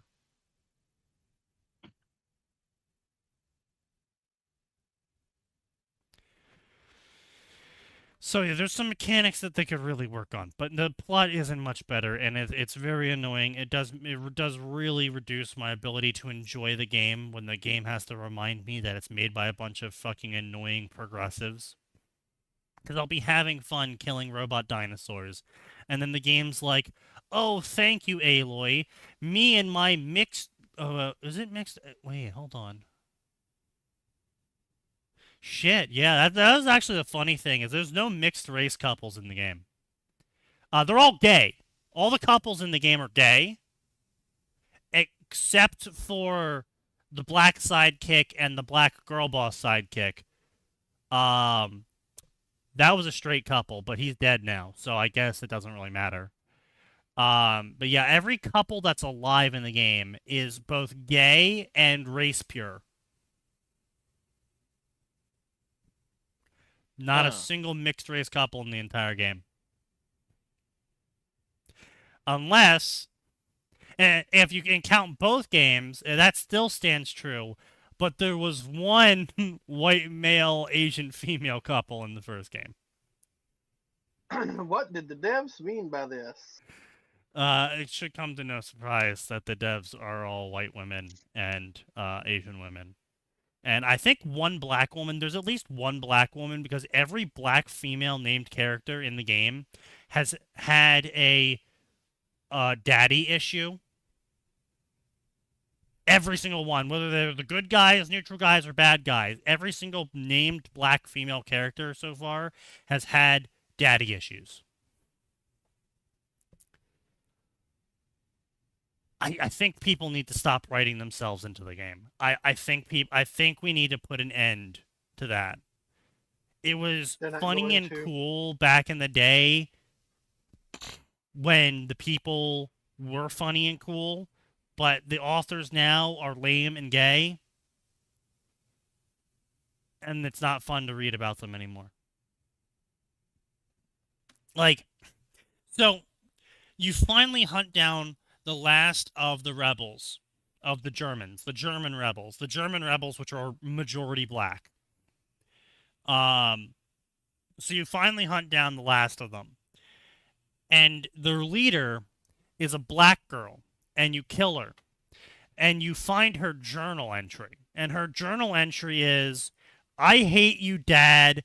You're the problems in my life. I hate men so much. Men only hold me back. Now that men no longer control my life and what I do, I'm going to create a genocide army of genocide, and I'm going to go genocide all of the Asian and whites. Oh, okay. I hate men." Okay. And I'm just like, really, guys? Yep. I don't see a problem with Really? it. Like, I don't see any issues. this is the journal entry you're gonna have them leave on their deathbed for you to read. This. I Yep. So, yeah. It's every single mother that's been introduced in the game so far has been a single mother. Not because they the don't need father no died man. or anything. Because they don't know who the father is. Ooh. Yes, sounds accurate though. So, yeah, I'm just like, the game is fun, and that honestly, that's the worst part, and that's why I'm talking about it so much. Is the game is fun, but they've just made so many narrative choices in the game that are just it's like, it's not just an anchor, it's like multiple lead anchors preventing you from enjoying the game. Like, you can get away in the first game with just doing the main story quest, and there's very little progressive stuff in that. And Max, I figured out why. Remember back when I was playing the first one, and you were like, I played the first one as well, and it didn't have all this stuff in it. And I played all the side quests, and you said you didn't do a majority of the side quests, and the side quests was where all the progressive shit was. Yeah, I did like maybe half the side quests at that. Yeah, so I figured out why. They brought in the lead writer from Fallout New Vegas to, and I quote, the dev team of that company save the writing. Oh. So that's why the main story was so good, is because they brought in the guy that did Fallout New Vegas in. They brought in a good writer for the main story. And everything Oh else my was God. left to shit. So what you're telling me is, Which, by just the way, he put left the company. people who are good at the job yeah, in of course he charge of did. the job. Pretty obvious given your complaints Based about on the what you told writing. me about the story of the second one, yeah, not shocked. They probably thought they were good enough without him now that they had like a And, banger you of know, a game. it honestly probably was that, in that they thought, oh, we don't need this guy around to tell us what to do anymore. We made a great game. It sold so well. We did it, guys. And by then they we, were I mean complaining everyone on- but him. And then they were complaining on Twitter when Elden Ring was outperforming it. Yeah. I think I it's also remember that. funny to say, Yeah. like, you could tell how little brand, I guess I want to say brand retention it kind of had when like the Lego spin-off game just flopped because no one fucking gave a damn about it. Yeah. Well, Like, I if mean, the brand had any weight, well, I think it would have see, done decently. like, no, but it not didn't. even, no, it's maybe, but I mean, like, the problem is, right, like, the draw of Horizon is robot dinosaurs with intricate combat system where each part of the dinosaur has its own health bar and reaction to damage type. I don't think you can do that in Lego really well. Also, Lego is for kids, and kids are historically really bad at understanding context clues. Yeah. I think what also made here's it the thing. worse was that it was like, you know, you've seen like the old Lego games, like Lego Star Wars and shit like that. It was worse than those. Like, it I was know. so bare bones. Like, they I might have know. actually done something decent with like they tried. But they didn't. I'm almost positive that they put the minimal effort into it possible and then shit it out and wiped their hands of it, simply because they realized, like, probably, you know, halfway or maybe 75% into development, when the second game totally flopped, that no one gave a shit about the series. Wait, did the second game flopped? Oh yeah, the second Yeah. game totally flopped. I didn't realize it flopped. I thought it did decently well, at least as far as I was aware. It did decently well Whoa. for a Sony exclusive game that was heavily advertised to Sony players who then bought it because they're Sony players. But in terms of actually recouping the money they spent on it, no. Ooh, that's bad. Yeah. Like I knew that I knew it wasn't really that well received, or at least people like what you're telling me kind of validates it wasn't as well received. But god damn, that's actually worse than I thought.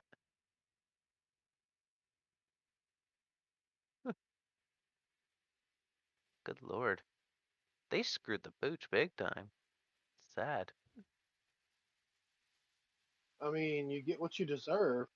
Oh yeah, no disagreements there.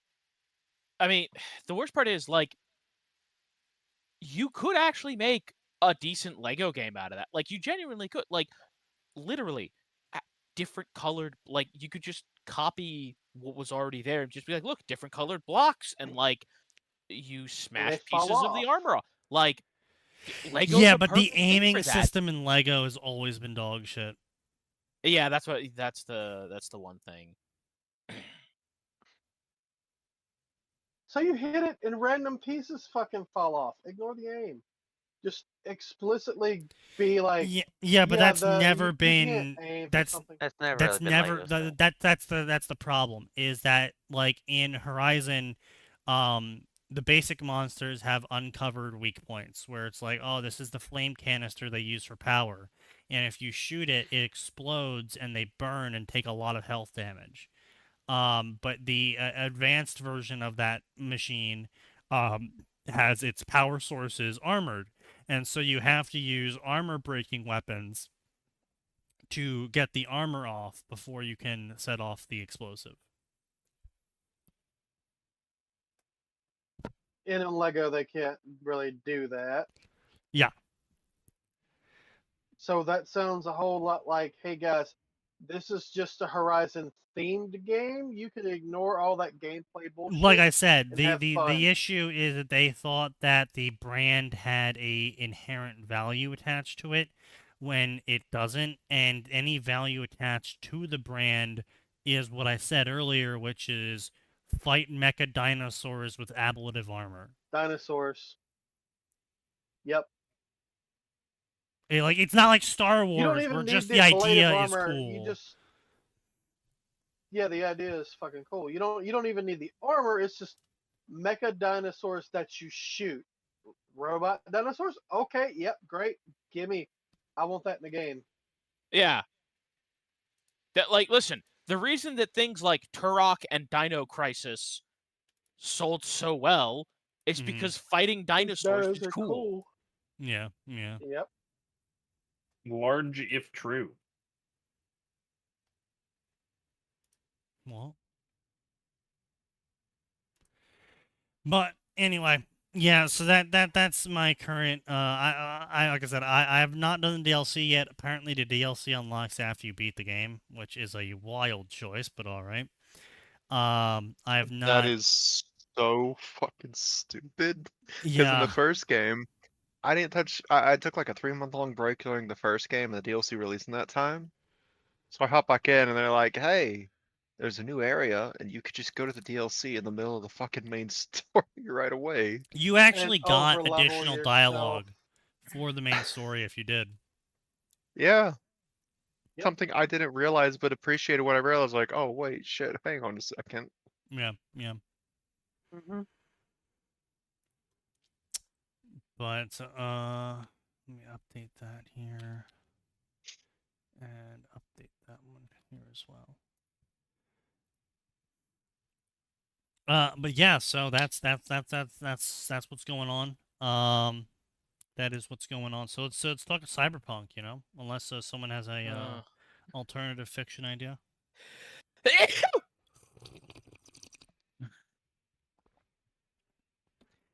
All right, good talk. Cyberpunk 2079 revival. Learning to survive in Night City without cyberware was going to be difficult. What was harder was surviving in Night City without Victor. Still, V wasn't a quitter, and she would have her blaze of glory one way or the other, with old faces coming out of the woodwork and new ones that she had to face. What did they mean by this? What is that? What? V was up to the challenge of becoming a living legend. So I assume they're doing the DLC ending in where you take the FIA's offer for them to de-cyberize you 100%, separate the relic engram from your brain, and you get the sad, pathetic human ending. But Yeah. couldn't you just, And get new implants? no, after that? No. So there are in the cyberpunk universe a very small select subset of people that cannot use implants. Misty is one of those people. Basically, what the FIA does at the end of the DLC is they go, yeah, we can take all the cyber stuff out of you, but we have to take it all out, and you can't put any back in. Well, I mean, if you get to live, that's worth it. Yeah, basically, that's literally what the selling point is. And so basically what it is that the process of de-cyberizing you basically creates a super vulnerability to cyberware in the future. So if you did start putting cyberware back in, basically your body isn't going to be able to take it and you'll die. Yeah, okay. Well, time to retire. Yeah, well, then that's kind of the pathetic human ending, because it was kind of pathetic, where you're kind of just like limping along, and like every fixer you met apparently died during your coma, your 2-year That's coma. lame. Yeah, Well, it was so really they all lame. died, They all and moved on or died, and there was a bunch of new faces now, and you try throwing around their names, and you get beat up. Like, literally the ending is you getting the shit kicked out of you by some street punks because you don't have cyberware in you anymore, and you tried to scare them off by naming a bunch of dead or crazy people. yeah. Huh. The fucking cutscene ends with you getting the shit kicked out of you because you can't defend Wow. yourself. And That's it's like, fucking wow, awful. this is, like I said, this is the fucking pathetic human ending. Pathetic organics. So I mean, it's questionable if you even live at Because the like end. here's the 'cause here's it's the thing just that like, annoys me about that particular ending. Like yeah, they make it seem like V's gonna have some awful horrendous like by the time you finish that mission, V has millions of euro dollars. Like yeah. Oh, yeah, you should be rich. you are filthy fucking rich. And even if you're not, you should still have a massive stash of vehicles and equipment Weapons. in apartment. Like, Yeah. Mm-hmm. It basically treats the ending like it's ignoring everything you've done up to this point. yeah, it's just like, You lost it all. and like, here's the thing, like, I could understand if they're like, yeah, all the vehicles are gone and the apartments, the rent ran out because you don't buy those. Sure, fine, okay, but the several million eddies that should be sitting in my bank account. Well, those were You seized declared by the legally U.S. dead and it government. was seized. Like, it should just be like, okay, well, I am a normal person, but I guess I'm gonna get a small apartment and go work a burger flipping job where I can quit anytime I want. I own my apartment, which is I mean, also hilariously not live rare. in Night City.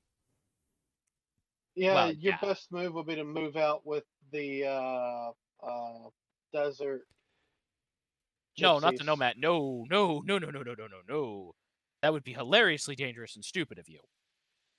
Oh no, I mean that's the Pan Am ending basically, except this time Yes, it's but the just Pan stupid. Am ending isn't implying that you have that is implying you have cyberware to live with. Yeah. Which you need in the desert, because that's what happens to everyone that lives in the desert.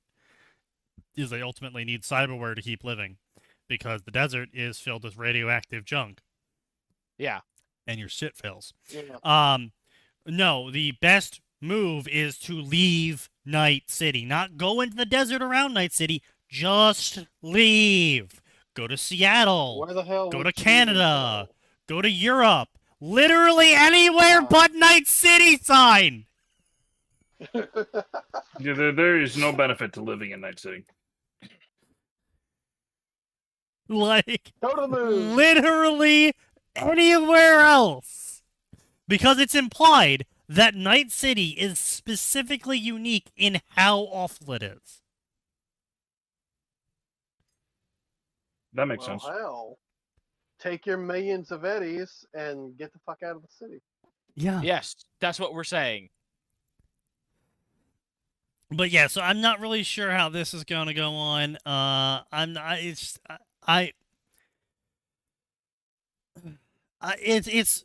cyberpunk in general puts me in a real awkward position in terms of characters and story.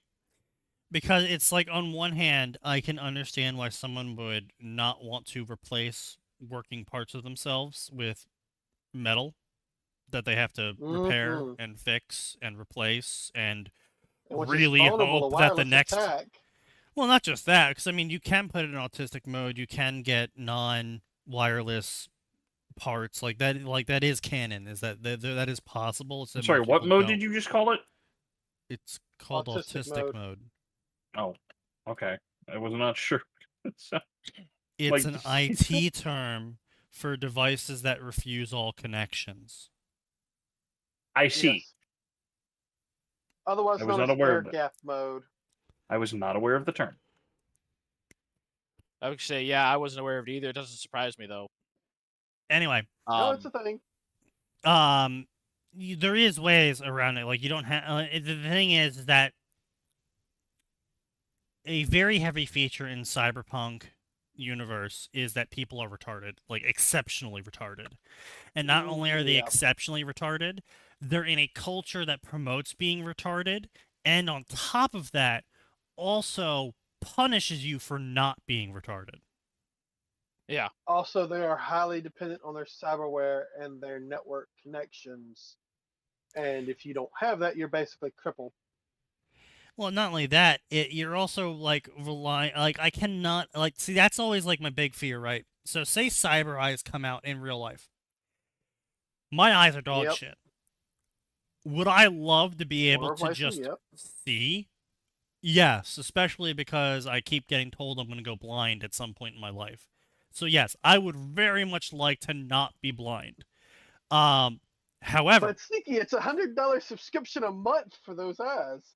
well, I mean, as long as I'm not fucking blind, that's not even my concern. I don't really even care about a subscription. My concern is the enshittification. What happens when they push out a new firmware update and it bricks my eyes? Or You're they shit out just of pump luck, gamer. ads straight to your eyes while Or- you're driving, and or- it blocks your field of vision. Or not even No, that. that's all things that happen.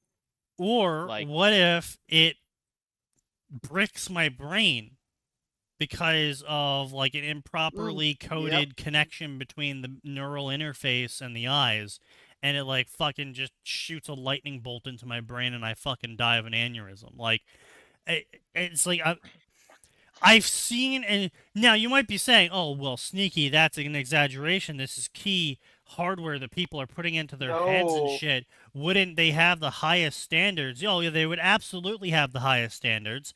And then over time, Oh, shit's made over by the lowest bidder. generations, over maybe 5 to 10 years, the person working that standards job is going to get replaced by the newest social fad of insert thing here. And that's why we had to fire him, so we could look good. And so we're going to hire this fucking retard who's just going to do whatever we tell them to. And they're going to have way lower standards. And then over time, the standards are going to slip further and further and further until you're getting a heart transplant. But what you actually needed was a liver biopsy. And accidentally, the hospital software had a little bit of an oopsie and mixed up your records. And it wasn't even the fault of the nurse that put the stuff in. It was just a fucking glitch in the hospital systems. By the way, that was a real event. Oh, but then they'll need to come and repo that heart. Yes. I'm sorry, what? Yeah, that Yeah. was a real event. Is someone got Oh, right, filed yeah, for a surgery did that they happen. didn't need, because the software the hospital was using glitched out and swapped records with someone else. Yeah. And and this is like the war between two companies. The hospital's never going to upgrade their software because upgrading their software might cost money, and God forbid you spend money on things that work. And then on the flip side, the company is not going to improve their software because they keep approaching software development from the angle of constant revenue stream income justification. So they arbitrarily hire 500 programmers and then tell the programmers that if they're not programming 24/7 every single day they come in, then they're going to get fired. So then the programmers invent issues inside the software for themselves to fix because they need that money so they can keep, feeding themselves. And so then you enter into a loop of the new software shit. The old software doesn't work anymore because, computers break and you can't get a copy of Windows 7 anymore to work on a computer anymore because it's physically incompatible with the hardware now because the computer thinks differently from when the operating system used to exist.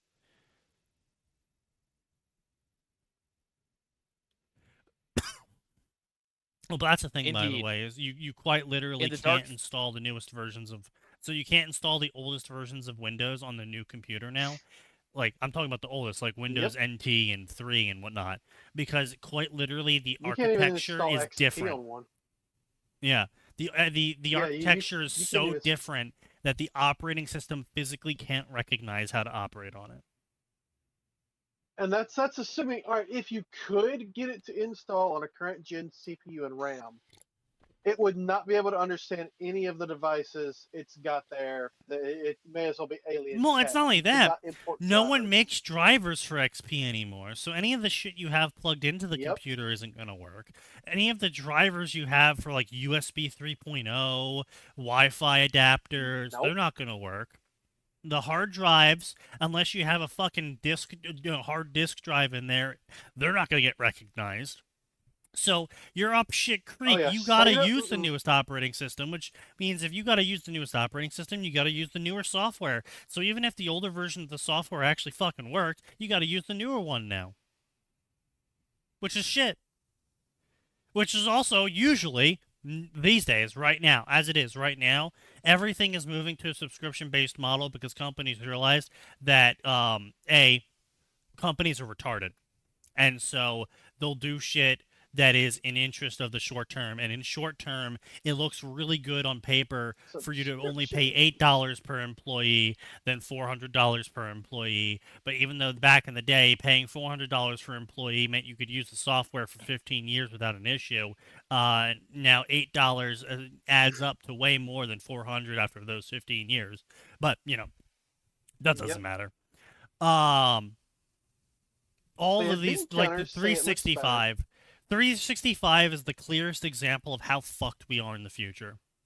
365 has had multiple attempts from Microsoft where they try and push the new version of Teams, the new version of Outlook, the new version of insert property here, and people fucking riot about it, and they riot it so hard that Microsoft added the classic version back in, but they've been slowly over time forcing the classic version out just slower. Instead of in one giant lump, they're now doing it 5% at a time. So that way, when people get angry over the classic version no longer being available, it's not in large amounts, it's little bits at a time. They did the same thing with MFA, where they only did 2% of their user base per month were forced onto MFA. And not after enough 50 people months, to actually make a difference. Yep, and after 50 months, 100% of everyone was on MFA. And every new account now requires MFA. Yeah. And not enough people were rioting. And the problem is that even though that's a problem, even though it's a problem, even though you will hate it, even though you don't want to use it because it's not affecting you right now, a super majority of people will look at it and go, well, it's not my problem because it works for me right now. Yep.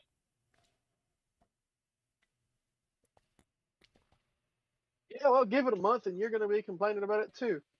Well, that's But a then it's problem too for late, son. future me. That's in a month. That's future them's problem. Yep. Yep. No. That we are fucked. We are fucked, indeed.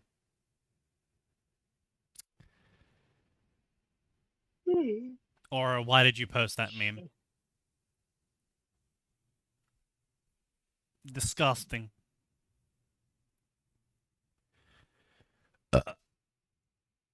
Single malt is not hyphenated. This author is retarded. We're moving on. A large if true. To no surprise, also only one favorite. Let's see. Junker Knights of the Round Table. A group of ragtag power armor jockeys come together in Night City. What? Power What? armor Power armor. jockeys? Power armor is a thing in setting. Yeah, it's a thing that only the most rich corporations can handle, and it's called APACO. It's armored personnel. Yeah. Armor. No. Yep. Sign. My problem isn't with power armor. My problem is power armor. Like, if the I mean, corpo you has would trained call you them to use jockeys. power, It's just but if I'm the more corporation confused by the has ragtag part. trained someone to use power armor, you're there for life. Yeah, no, those are lifer Yeah, you contracts. ain't ragtag. This is not BattleTech. The where- era of power armor is long past. Their gear is outdated, but that doesn't matter because the round table still stands. This some like King Arthur shit. Oh, that's what it sounds like. Yes, so they're this is doing definitely some King sort Arthur of shit. neo. Oh my! What do you mean inspired by the New Man? No, how were you inspired by that? New Man's actually good, unlike you. Very carefully. Is that a story on QQ? No, it's a story on multiple places. But it is fanfic, isn't it? Yeah. If you guys want to read it, it's basically random dude from our world gets isekai'd into Atom Smasher. Atom Smasher thinks, because again, you got to keep in mind, Atom Smasher is both schizophrenic and also mostly Borg. So he shows up and he doesn't replace Atom Smasher. He just replaced a portion of Atom Smasher. He thinks it's an AI. And he thinks it's like companion. some sort of AI psychosis. And when Saburo learns of it, he's like, you have developed your psychic Oni. Because apparently this was just a thing he was expecting, is for his psyche to fracture at some point, and for part of it to go on to develop into a totally digital entity.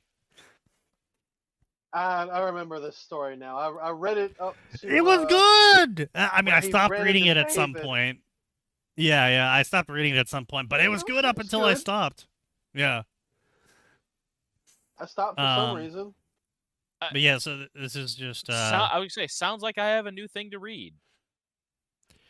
ACPA, also known as Assisted Combat Personnel Armor, otherwise known far more simply as Power Armor, was the manifestation of heavy infantry in the early 2000s.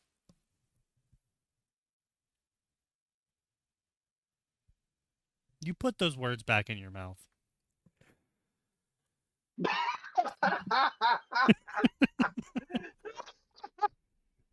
Well, remember, all of this is taking place in 2077. I'm aware. So they are on a different timeline. Hey, look, as long as no one refers to Green Day as late 1900s music, I'm okay. I have unfortunate news for you. Yeah. Green Day, classic late 1900s music. Yeah. I'm sorry, late 1900s classical music. They are not incorrect. Let's see, No, the they're wrong. Arasaka Dai Oni, blah blah blah, Alpha Forborg, Armored Body, Data Crash. Fourth corporate war, utility of these suits dwindled, material sciences, difficulty supplying them increased, destruction of maritime trade, the laws of knowledge, advances, blah blah blah, APAC jockeys could not match the new Sandavistans. Fullborgs increasingly took on more prominent role, blah blah blah, risk of psychosis. By late 2050s, APACas as a rule, remained in the province of nation states rather than corporate militaries. With the exception of the integrated, fielded, Dione and Militech's own heavy infantry designs. Okay, so remain in the realms of nation states only, except for these two large companies that also produce them. So, Well, I mean, those not two in the companies realm. are effectively nation states unto themselves. Yeah, sure. Thus, we get the Junker Knight. A Junker Knight is an ACAPA jockey utilizing scavenged and stolen frames, operating as part of a criminal gang, became far rarer as the availability of the chassis declined. Better off mercenaries and cyberpunks used armored suits and better cyberware. Meanwhile, criminal gangs turned to lesser quality military hardware to armor their gangs. But in the ecosystem of Night City, no beast truly dies, and so too Junker Knights, with their better supplied competition removed from the field, and the growing proliferation of military-grade hardware on the market, the remaining independent suit jockeys and solos adapted. The battlefields of the Unification War, the graveyards of discarded Dytrus around Night City, the constant stream of military hardware and salvaged tech, the apex predators of the wars of decades past turned to scavenging to outfit themselves, carving a niche in the Night City's underworld by offering their services to the highest bidder while maintaining fierce independent streaks. Uh-huh. Sure. Yeah, it's too hard for any one person to Right. field this. You need a nation state basically to supply what you need. Oh yeah, except these guys, they can totally do it off of just salvaged parts. And they can do it alone, too. Yeah. Uh-huh. Yeah, they're corporate whores, but they're totally independent, guys. We promise. Well, no, it's not even saying they're corporate whores. The lore that he's trying to weave here is that it's too expensive for anything but a corporate whore to field. But at the same time, these guys can be totally independent, bro, trust me, by just scavenging the parts needed. It's like, okay, if it was that easy to Yeah, fucking that's scavenge, you don't think the corporates would be fielding Junker Knights? Like, yeah, they if have it's already scavenged it's everything that worth cheap, scavenging. you don't. They'd have recycled it long ago. Yeah, it's just. I look. I can totally believe the idea of some rich backer, funding scavenge knights. Still, I can waive my disbelief on that. But I'm totally solo, bro, believe me.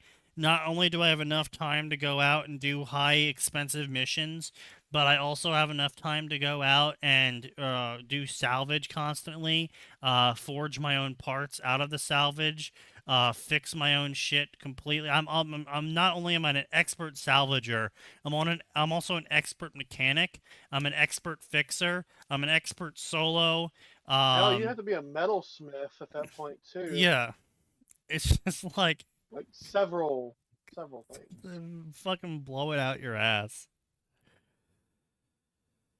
Even an experienced APAC jockey with a functional suit is worth 50 lesser combatants. Okay. Well, as long as those combatants don't have heavy weapons. Okay, so all you need to do is have a guy with gorilla arms and an LMG. Yes. And now you've reduced the heavy infantry to useless status? Okay, that's got to be a little bit cheaper than fucking power armor. But no jockey can ever actually operate alone. Okay, so everything we just fucking said.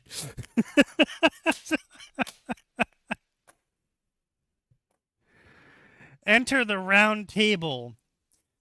It started off as a dive bar next to a machine shop.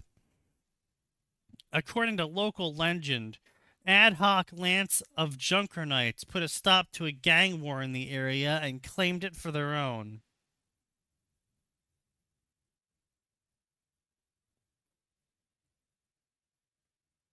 Blah, blah, blah. Bar became a haven for the suit jockeys.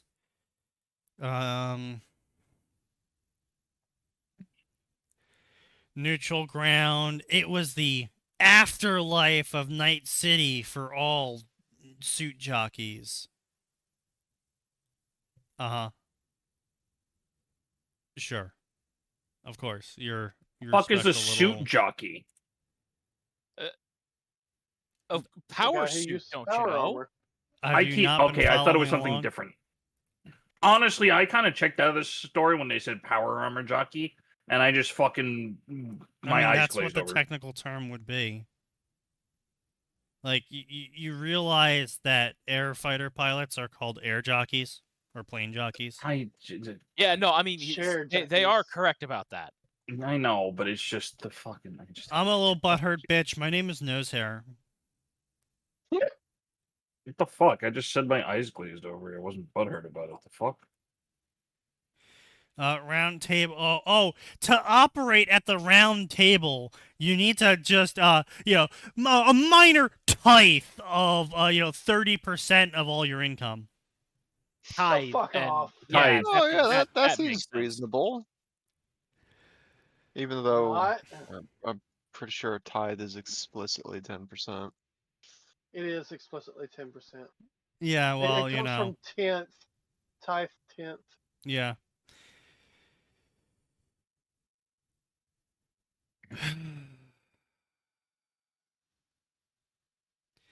Excerpt from the Knight of Rust interview with the Armored Fist.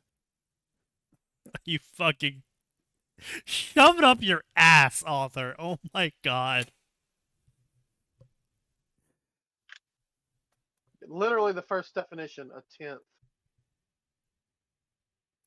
Yeah, well. The Brink and Back, a Tinker of Fiction story between violent gangs, greedy corporations, corrupt governments. Nowhere is safe in Night City. But when Jackson is torn from his world and isekai'd into the world of Chrome, armed only with the Tinker of Fiction, what path will he take? Wake up, samurai, we have a city to burn. That's such a fucking terrible summary. 73 chapters, 350k words. I mean, that's pretty respectable, all things considered. 5k word chapters. Fair enough, fair enough. Over the course of 1 year, that's pretty fucking good, dude. It's pretty fucking good. 2,000 favorites, 2,500 follows, nearly 1,000 reviews. I mean, overall, the numbers are doing great on this. So that good for this guy.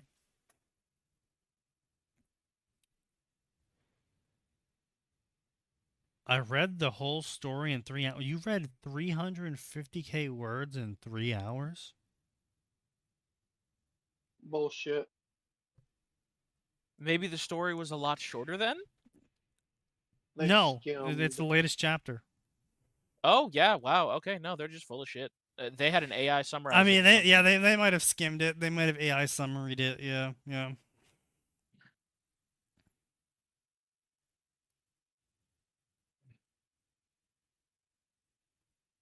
I almost don't even want to read the story now because of this review. Oh, I know every has robotic pet already, but imagined now he knows dinobiology. What if Robo-Raptors or T-Rex?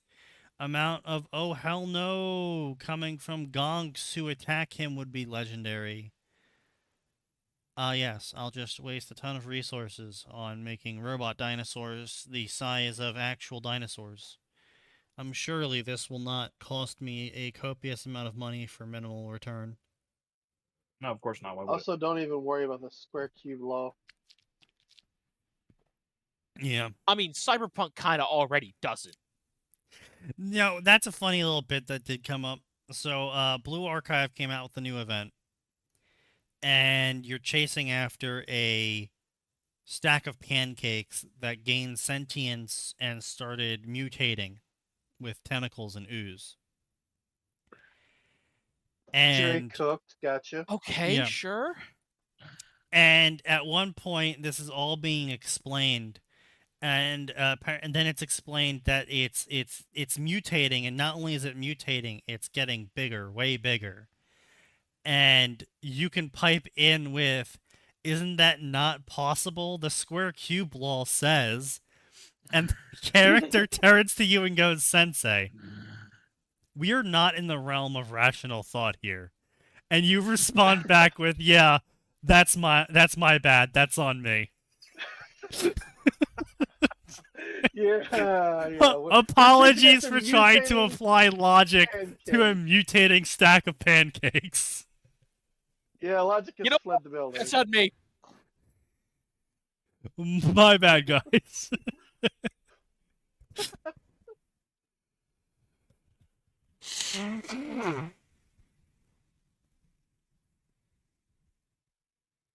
Hey, do you guys think this guy's a? Do you guys think this dude's a One Piece fan? His name's Monkey D. Conan. Do you think he's a One Piece fan? No. He he's better a have a Bleach fan. hella good One Piece Oh. Kodan crossover. Yeah. You know what always throws me for a loop is that when people say Conan, they usually mean Detective Conan. When I hear Conan, I think of Conan the Barbarian. Yeah. And so they're like, I love Conan. It's such a nice little calm story. I'm just like, fucking what? Uh-oh. Have you not seen those You- movies? Processing. He has not watched processing. Case Closed. We are thinking of I'm different Kodans. No. Even Detective Conan, right? The movies get kind of There's even the some later fucky series. wucky. There's some fucky wucky going on, yes. Like people get murdered. Well, let me rephrase. People get murdered all the fucking time. The first episode starts out with somebody getting their head cut off by a fucking roller coaster and a piano wire.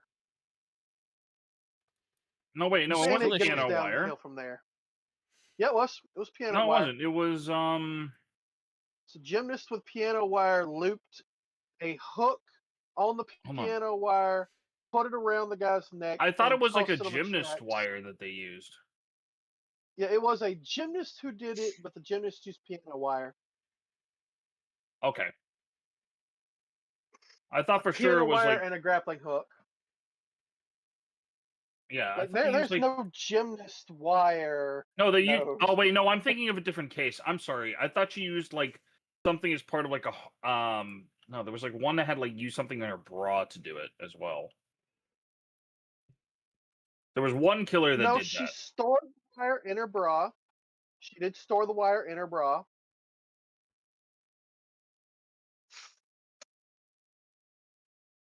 Yeah.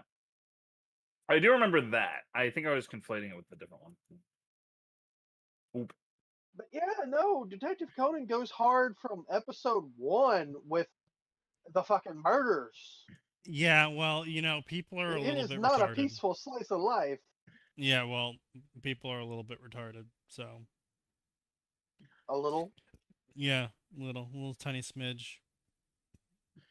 just a tad. Okay. Yeah, just a little light dollop.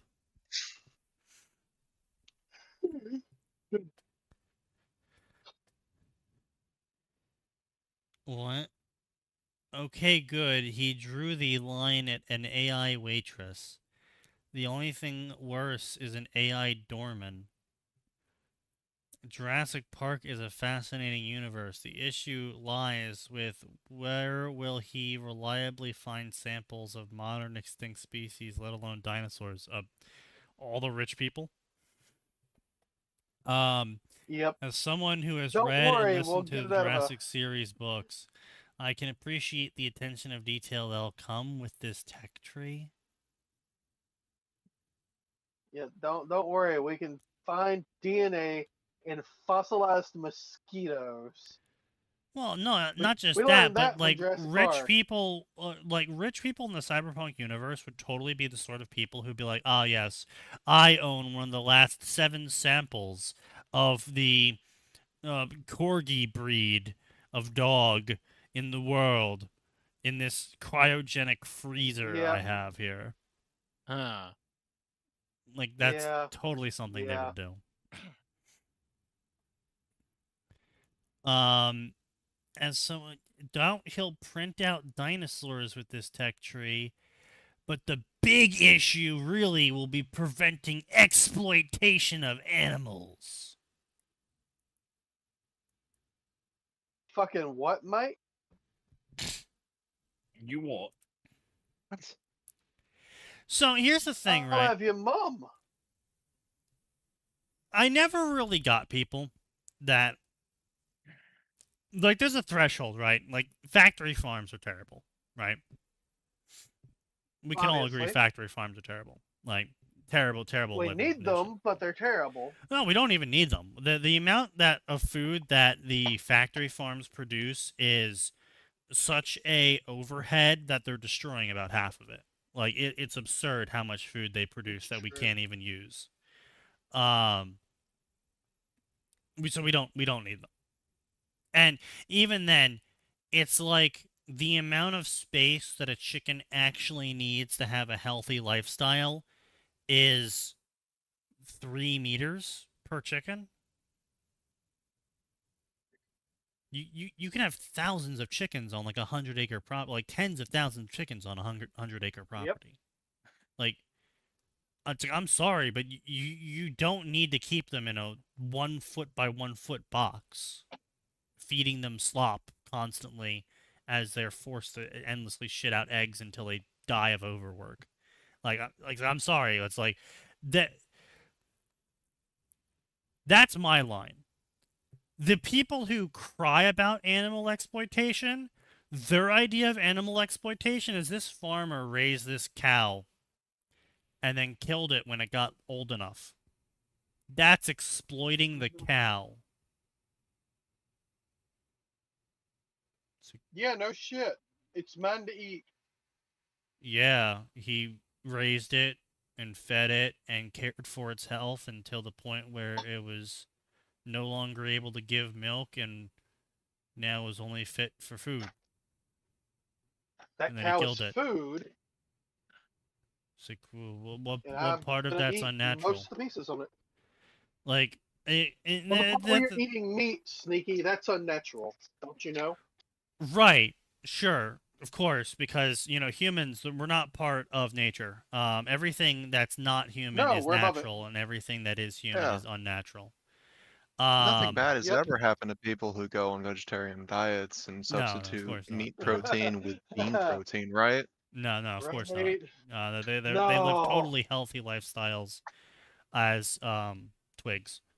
I really do. I really do love the ones who just for some reason is like, I'm going vegan. Okay, what about your protein? Well, I don't eat beans, so well,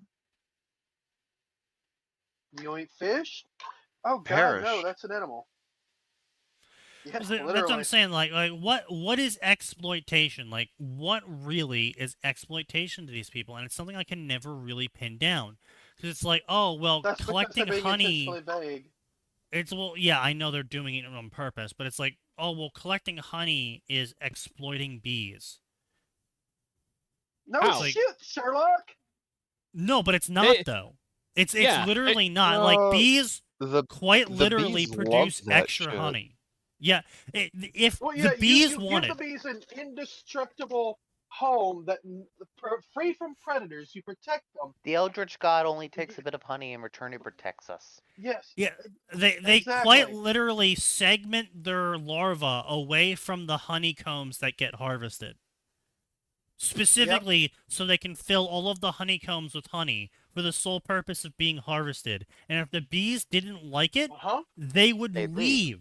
They can just do that. Mm-hmm. But they don't. Unlike because unlike a member of the U.S. citizenry who needs to True. work to live, the bee can just leave. Well, I mean, the bee is also part of an enslaved communist empire, but you know. But so it's just like Yeah, I kind of miss the 90s, where how are we defining animal exploitation? And you could always tell who were the good ones versus the bad ones, because the good ones usually went for factory labs farms. that were Yeah, like provably yeah. doing unethical experiments on animals, or farms that like, no, seriously, you have this many acres, why aren't these animals more spread out? Yeah, yeah. Like, I mean, usually it was clear it's cut. actually really wild because I read a report on this where it's just like if you increased the allotment of land past the recommended square footage per creature by like 20% or something, and then you put cows and chickens and hogs all on the same plot of land, and it was over 100 acres of land. It's cows, chickens, and hogs, and at least half of the land stays forested. The amount you have to feed these creatures and the amount of money you're spending on their health care drastically plummets. That goes way the fuck down. We've known this for ever. That's Yeah. What do you think farmers are doing when they're doing it for not for corporate use? Oh, I know. And I know, but everyone wants to fucking cite a study these days. We can't just rely on something that everyone knows, because we have to have fucking studies that cite how water is actually wet, because the process of getting wet is getting water on something. So you can't have people who have been in the field for literal generations of their family at this point say, no, this works. Nope. No, you need Can't to do that. study before you'll believe it. Gotta have a study. Gotta cite those studies. If you don't cite a study, it's not real. Holy cult of science. I hate it. But it's like what I was trying to get to is bread exploitation. Yes, obviously. Because you're exploiting yeast to produce that bread. Well, yeast is a single-celled creature, so it's okay. It's still a creature. I was gonna say, and it's you're still exploiting technically, by definition, it technically is. Yeah. It's living. Yes, it's a living organism that you are exploiting for the process of creating bread. And then there's the chickens that made the egg and the cow that made the milk and so on and so forth. What?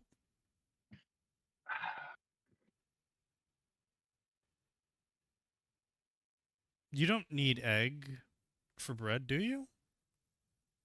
It depends on what kind of bread you're making. Well, I mean, yeah, it depends on what kind of bread you're making, but it's not necessary. You don't even need yeast. You could just do a flatbread. Well, you get flatbreads, yeah. Just use flour. Flour, water, you're done. Yeah. But that's what I'm saying, though, right? Is like, is yeast is it exploitation to make non-flatbread then? According to these people's logic. French bread, challah, kosher yeast bread, Italian Easter bread. That's all egg-containing breads. Oh, so you're telling me that being against exploiting yeast is anti-Semitic? I fucking swear to God, Sneaky. That's crazy. I fucking swear to God, Sneaky.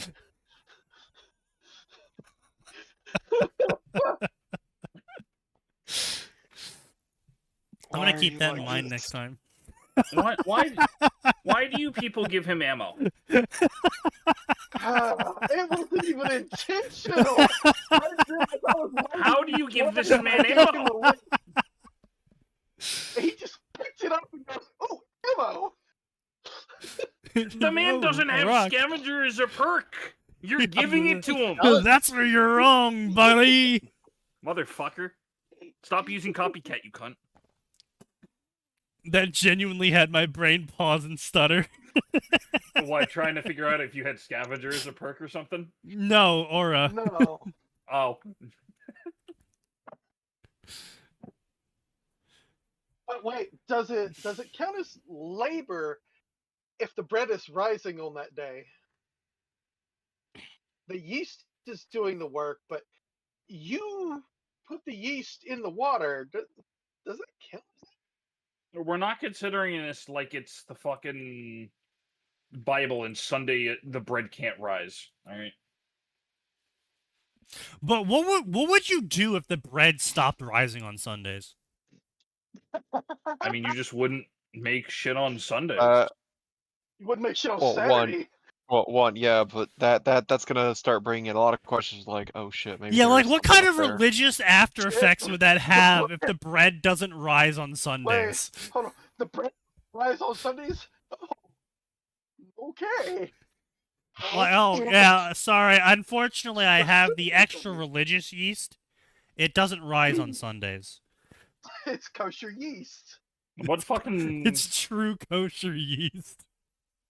It's acidic yeast.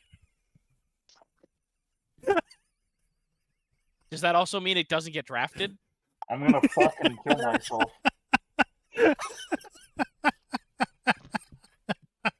Oh god. This really is the most moment of bruz. Oh god. So here's what this is why I'm going through the reviews in the first place. Flying, teleporting super trucks that can turn invisible. Worm? I mean, yes, You talking but about it's just Worm? like no, the cyberpunk Tinkerer fiction story. It's just Oh. this is the problem with Tinkerer fiction, is that when you start stacking enough fandoms together, Yeah, it gets silly. the tech stacking just gets really silly. That's intentional. I know it's intentional, but it's just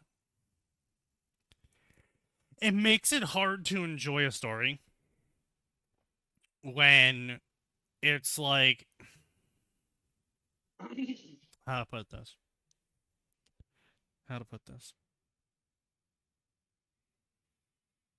They can press the I win button at any time. I mean, sort of, yeah, basically, where it's just like, it's one thing to be like, okay, so I end up in the cyberpunk universe with the knowledge of how to create all Halo technology in my head. And that doesn't really help them that much, because, I mean, they still have to get the resources to do it, and they have to get the tools and the lab, and they have to spend man-hours creating the stuff, and then they have to, adapt current technologies and materials to the technology of Halo, and like it's a whole process, and you're along for the ride of the adventure of this character figuring out how to leverage the Halo technology to make them win, air quotes, in Cyberpunk, right? But Yep. if halfway through all of that, the author is like, oh, okay, well, they lost the Halo tech tree, and now they have Clark tech tree. And then they invent the supercalifragilis power armor, and they one-shot all the bosses, and they win.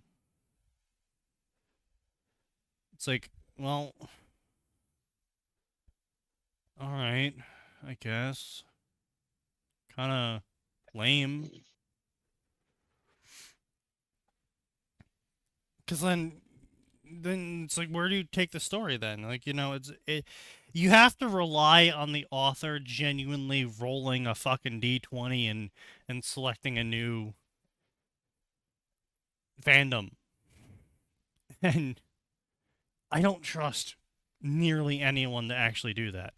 Like, I trust that one guy, Gaines or whatever, who is currently writing a 2 stories called the Gotcha Gambler series.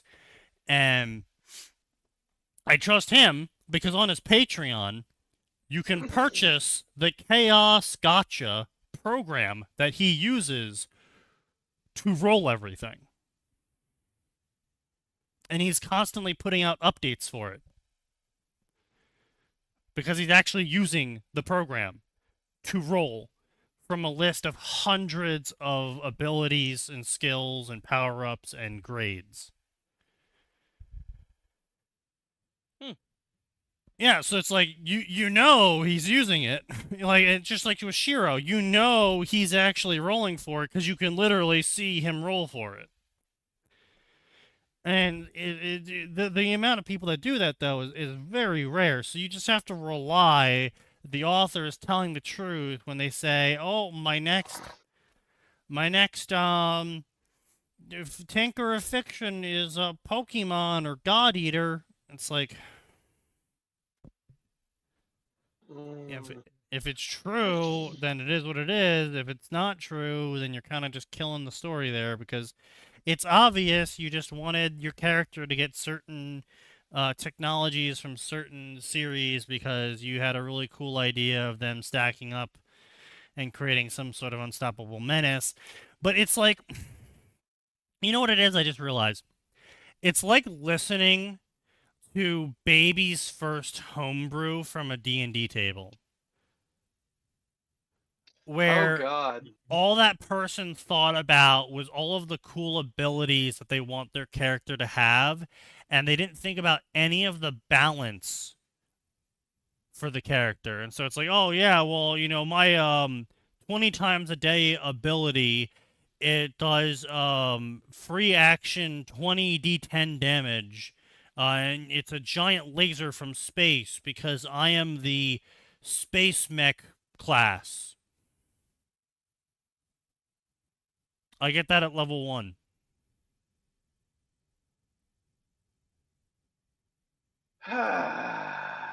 Yeah. And you know what I'm talking about. You all know what I'm talking about. That's what it is. That's what Tinker of Fiction is to me with 99% of authors. It's just Baby's first homebrew. I don't know how to balance this. I'm just going to pick all of the cool things, and then I'm going to panic later on when I've utterly spiraled my story out of control because I don't know how to balance things.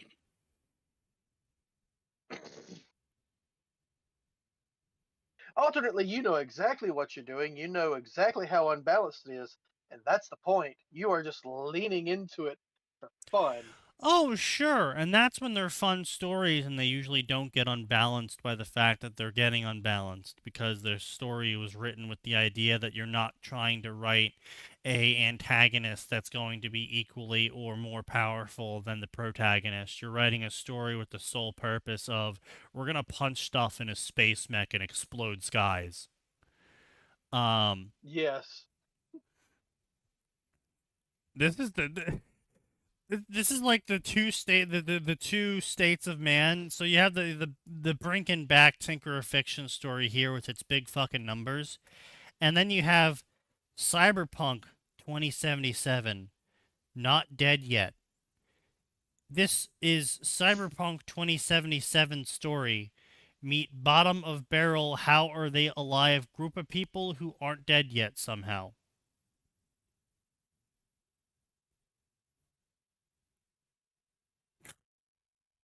That sounds fucking dumb. It sounds awful.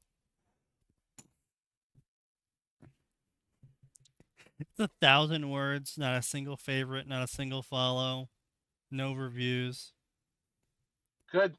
Good. nothing's capitalized. Let this man get no attention, no eyes upon his story. May he languish forever in obscurity. Well, to be fair, that's just the cyberpunk section in general. The Brink and Back is apparently a very unique story compared to everyone else, because every other story I'm looking at here has got, like, no favorites to 20 favorites, and that's the average range. Makes Ice. sense. A young woman moves to Night City. It doesn't turn out to be the new life she was looking for, but she made friends.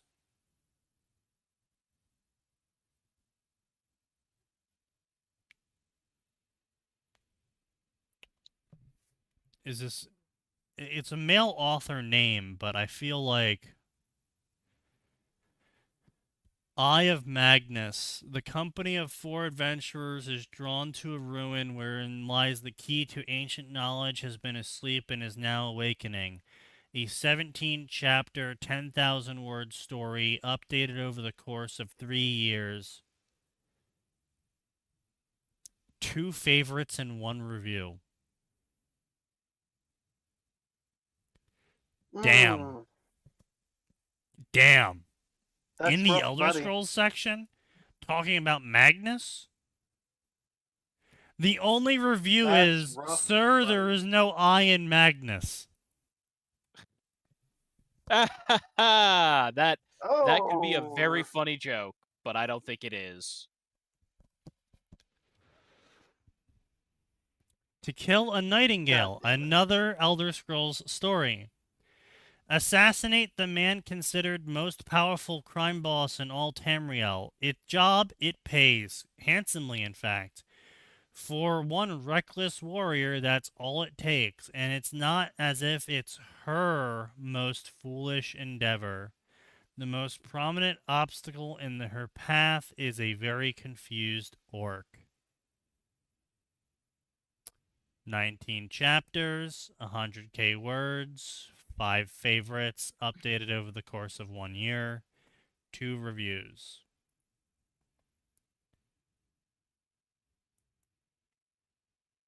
And the reviews are just, interesting story, more please.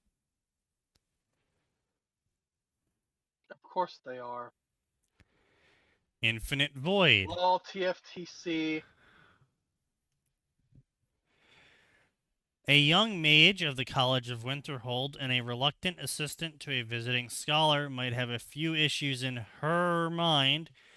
Okay, so either it's a dude really obsessed with writing female characters, which, look, I'm in a glass house on that one. But, you know, at least I'm not writing their romances. That's a little weird. Writing female characters. More pressing than pointless questions like what is magic and where does it come from? Not to speak of the dreary musings about unfulfilled prophecies and the nature of souls. But what's that about necromancers? King of Worms, who?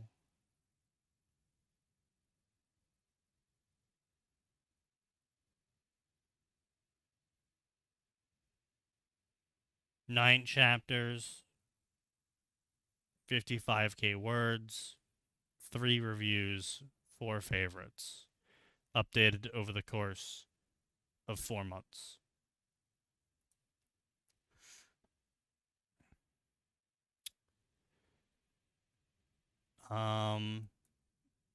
People are clapping about this one as well. You know, it's very interesting to always see this kind of dichotomy here, where in the reviews it's like, oh my god, this is such a great story, fantastic, amazing story, and then it's like 3 favorites. Yeah. It's like, well, clearly it wasn't as great of a story as everyone's saying. Because no one else is favoriting it.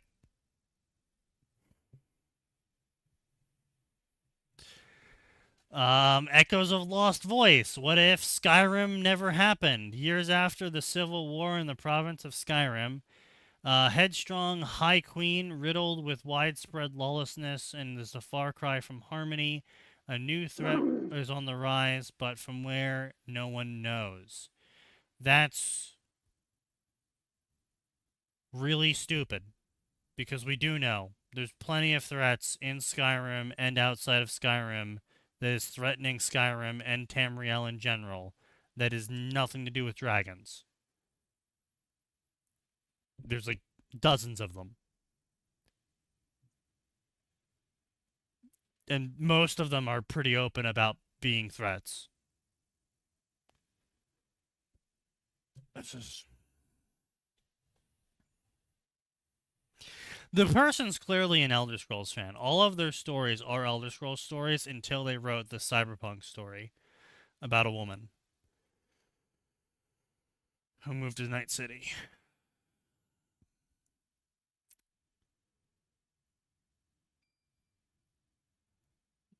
Oh, you know what? It's all the bots. All Oh, the bots got removed from his favorites, follows, and reviews. Oh, that would make sense, wouldn't it? Because the only visible review left on his profile on ICE is from the author saying, "Are we totally overrun by bots now?" in January 20. I guess you was. They were, and apparently they're all gone now, along with all of his Good. views. That's a sacrifice I'm willing to make. He's nice. Yeah. Um. Oh no. Are they italicizing like sign? Oh dear. No, they are italicizing like sign. Oh God, they're. There's Oh nothing wrong God, with italics. You do it too much. I don't. Yes you do. Shut the fuck up, sign. You do. No, I don't. Eat shit. Just because the bar is in hell doesn't mean you get an award for jumping over it. Damn.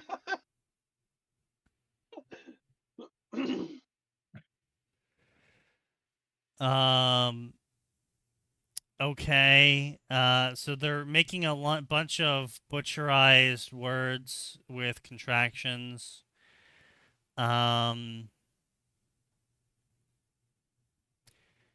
He ain't so eloquent and not nearly as gentle. Ain't that right, Sigh? To underscore her point, Sigh let his characteristic stone slab stare do the talking. Then to drive the You get that point four-eyed home. stare. Then to drive the point home all the way, closed one big fist inside giant palm. It was very particular sound, cracking metallic knuckles. That's That's fucking dumb. you're just breaking the knuckles.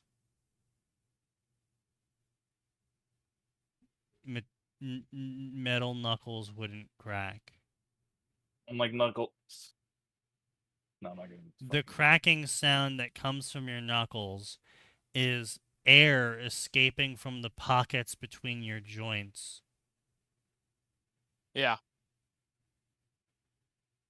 That's Yeah, if you're getting cracking on metal knuckles, that's metal on metal, and that's bad. yeah, that's just that's just the knuckles cracking. That's not them releasing air pressure. That's just them cracking. The metal is just cracking. Hmm.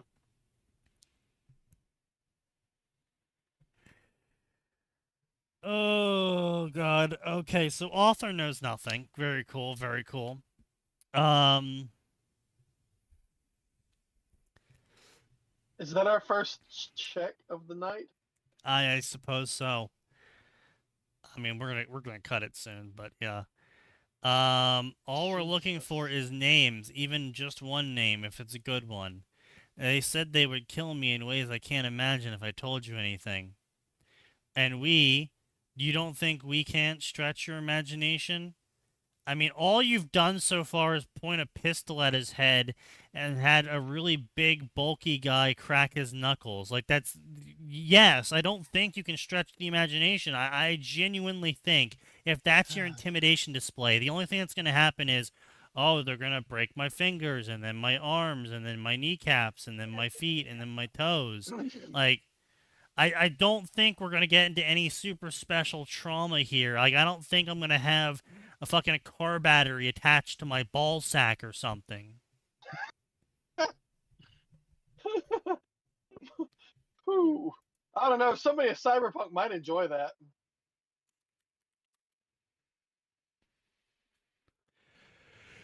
True. Yeah, that's true. Um, that's right. Go on, cough it up. They did give me a name. Okay, fine. I'll tell you. We'll protect you. Beats the hell out of us not protecting you. You know what I'm saying? Relax, man. This is our turf. Your turf. Don't make me laugh. This is Maelstrom turf, and they're just letting you sit on it. Nova, now have an excellent day. This is just so Dumb.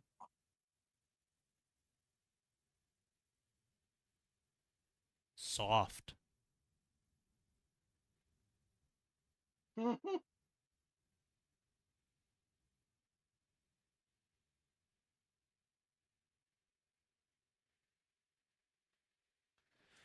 So before he leaves, they grab his hand and they break some of his fingers for his insolence. He's looking at them in shock and disbelief and pain, and she's like, "Ugh. I'm looking to enforcing some reinforcements on those fingers of yours. Snapping like twigs, they do." Like, that's a fucking terrible ender. Like, that's a terrible. Oh God, I hate it. What a cliche day this was shaping up to be. I'm sorry. Did they actually say that? Yeah. Wait, we You need him alive, but he shot me. Yeah, well, you're just gonna need to get that wound treated. Come on, help me lift him.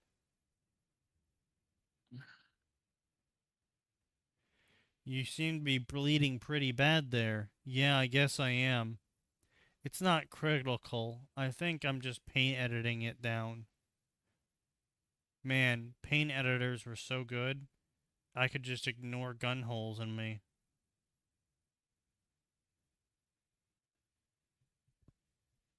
Wow, this is riveting dialogue, really.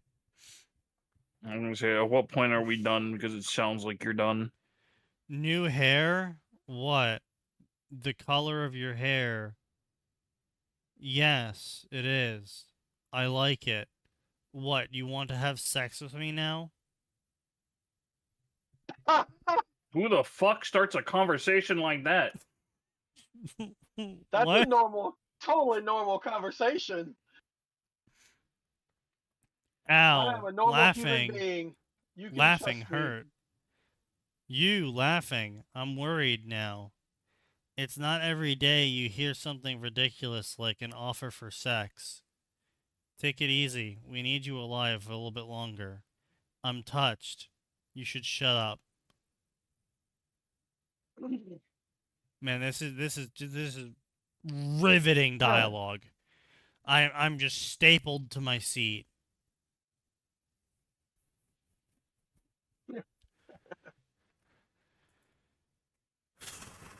Anyway, if anyone wants to read his stories, there you go.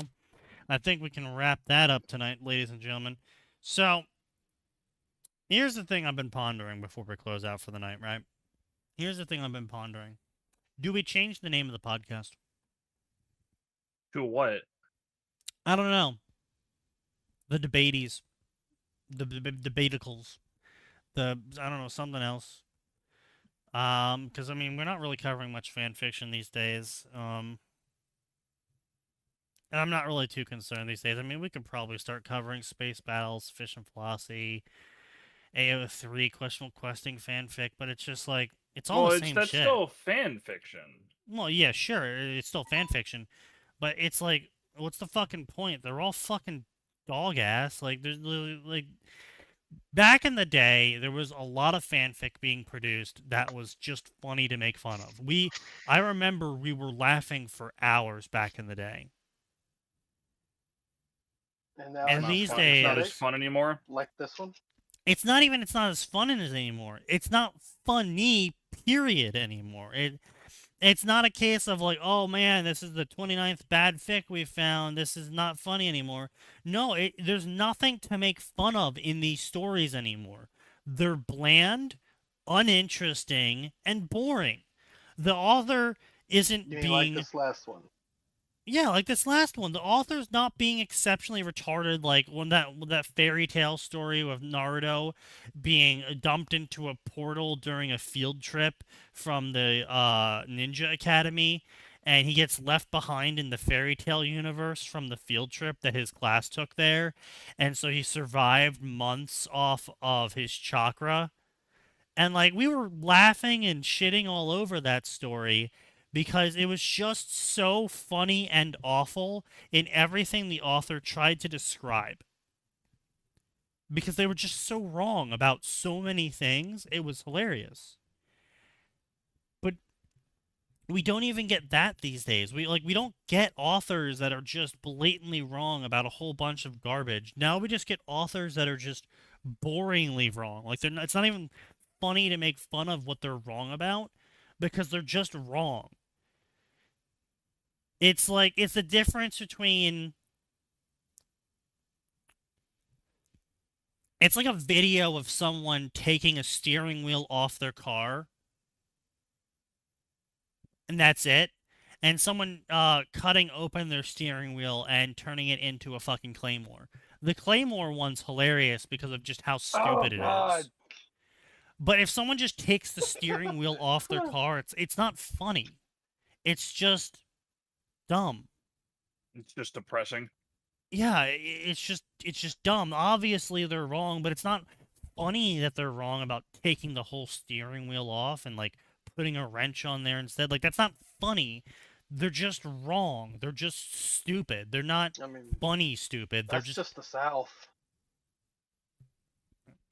I mean, if it's a hillbilly contraption, then it becomes funny again. But if it's just like, you know, some 35-year-old Karen who's like, steering wheels are designed to kill you. So in this TikTok video, I'm taking mine off and replacing it with this wrench. Like, that's not funny. No. Around here, it's, you know, they can't steal your truck if they can't drive it. So I took the steering wheel off. I use this big old fucking wrench. Then when I go in the store, I take a wrench with me. Yeah. I just leave the keys in the motherfucker. That's funny. Again, that's funny. The 35-year-old Karen isn't. Yeah. And that's what the problem with fan fiction is now. Is I don't know whether it's the fact that you have unfunny people writing it in large majority now. I don't know whether it's the fact that fan fiction has become like this sort of like semi-profession, and now it's attracting the real profession retards who just come in and don't understand why something's successful, but they just know if they write a whole bunch of words, then people might pay them, and so that's what they do. And some of them do get money, and so it perpetuates. Like maybe that's the problem. I don't know. I don't know the source of what ails us in this section, but like back in the day, it's a lot to do with the fact that nobody reads anymore, and the few that do, they fall into very specific categories. Less readers, less writers. I mean, it's certainly a possibility. But I think it's also just like the general culture with content being created. Like nothing's really phenomenal. I want to say nothing really kind of strikes a chord. Like shit gets popular, sure, but it kind of just burns out after like a short while. And it's like yeah, there's nothing really. You know what? Yeah, like there's no big three anymore. Yeah, there's no big three anymore. Yeah. No. Sign's right about that. Like, I mean, like, look at like the big three. I know refers to Naruto, One Piece, and Bleach, but the idea of the big three, I mean, carries into Harry Potter. I mean, you know, Harry Potter is a massive, long-lasting franchise. Lord of the Rings, Harry Potter, Halo, Twilight, Gears of War, Like these were stories. I mean, sure, Gears of War didn't have a lot of fan fiction, but Gears of War certainly carried itself for like a whole fucking decade. Like, Yeah. you know, a decade plus actually. Now that I'm thinking about it. What the first Gears of War game was? What, 2005, 2004? Gears of War. It's 2 decades. 2006. I was close. I was thinking 2006 in my head, but Oh, it's 19 now instead of 20. yeah. So 19 Chris years. Bates. I mean, so I mean that it's still like. I mean, and you cut maybe 5 years off of that. I mean, I was still hearing about Gears of War in 2019. So that was 13 years, right? That's really good. You know? There's been no series that really lasts like that. And I almost want to say it's because any hit series these days has too many toxic fans. Mm-hmm. Yep. Like there, That sounds Yep. wrong. There And- is.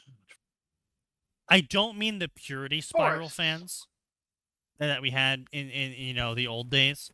I mean the toxic fans. When I say toxic fans these days, I mean fans who overindulge in the series.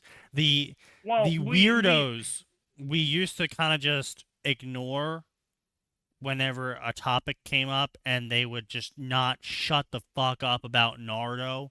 Like whenever you brought up anime, like not even bringing up Naruto, like you brought up anime and you were talking about like I don't know, Ghost in the Shell, and the fucking Naruto tard won't shut up about bringing Naruto into every part of the topic, and you kind of just ignored him. Now every fandom, instead of having like a group of 5 and there's one Naruto tard, it's like a group of 4 Naruto tards and one normal person. Well, that's what happens when you have a big 3 culture and you have something so culturally relevant that it influences an entire generation. It's the Harry Potter and the Star Wars thing where people relate their entire lives.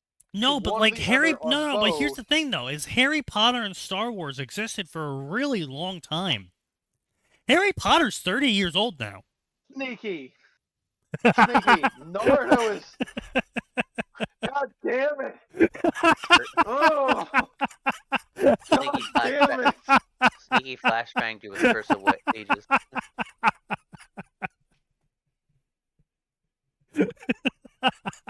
Oh. Like No, Harry it was Potter. originally released 2005, September 10th, 2005. No, Naruto. That's the no, series, okay? no, that's no the way, first thing in no, the series no. The anime first came out Yes. in for the 4th grade, so that's in the 2004. US. Yeah, In the US. yeah. No, Sneaky. Hang on. There you go. Right there. If this'll load. Oh, fair enough. 2005, really? 2005, and then in 6th grade. I guess. The Damn. manga. Oh, the manga was like 98.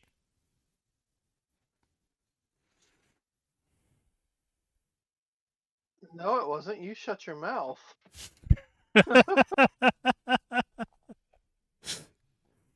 You sure? Oh god, it was 99.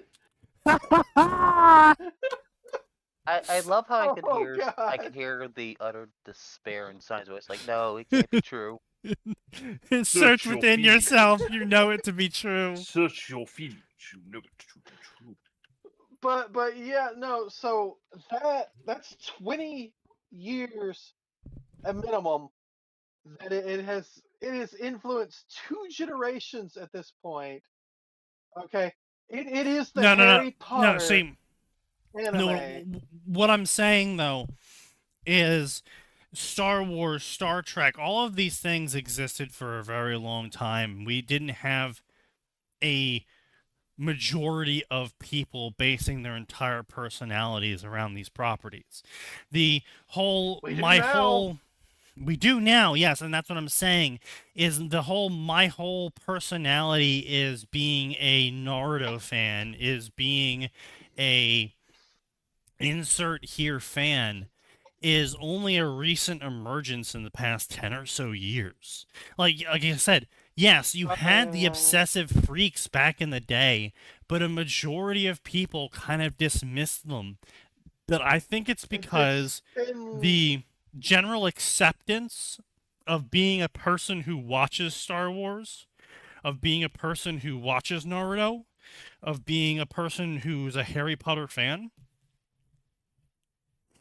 like, it's gone from a small group of people who just enjoy fictional media to being a wider accepted societal standard of...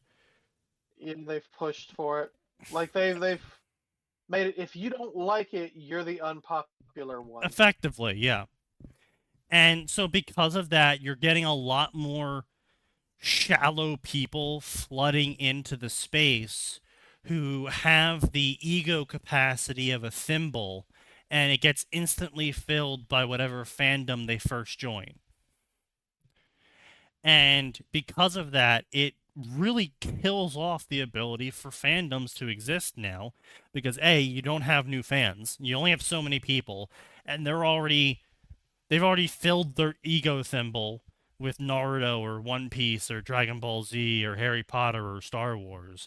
And so when your new thing comes out, they don't fucking watch it, they don't play it, they don't look at it. They got no room On in top their of brain that, for it. On top of that, we've moved to a mostly digital platform for a large swath of our media. And so because of that, it's no longer an exclusive, cultivated media. You know, now Japan is printing out... more accessible. Well, it's not just more accessible. Now Japan is... Japan's no longer going, sorry, but you don't meet our qualifications to be printed in our elite manga magazines. Now Japan's like, oh, what's this? What's this story? I got isekai'd as my mom's underwear, and now I'm dating my sister? Oh, can we print 30? Oh, that does sound like a thing that would hit print. Yeah. I was gonna say, you think he's joking? He's not. I was actually quoting an I don't think actual he's joking. series. That sounds... You shut the fuck up. No, that's not real.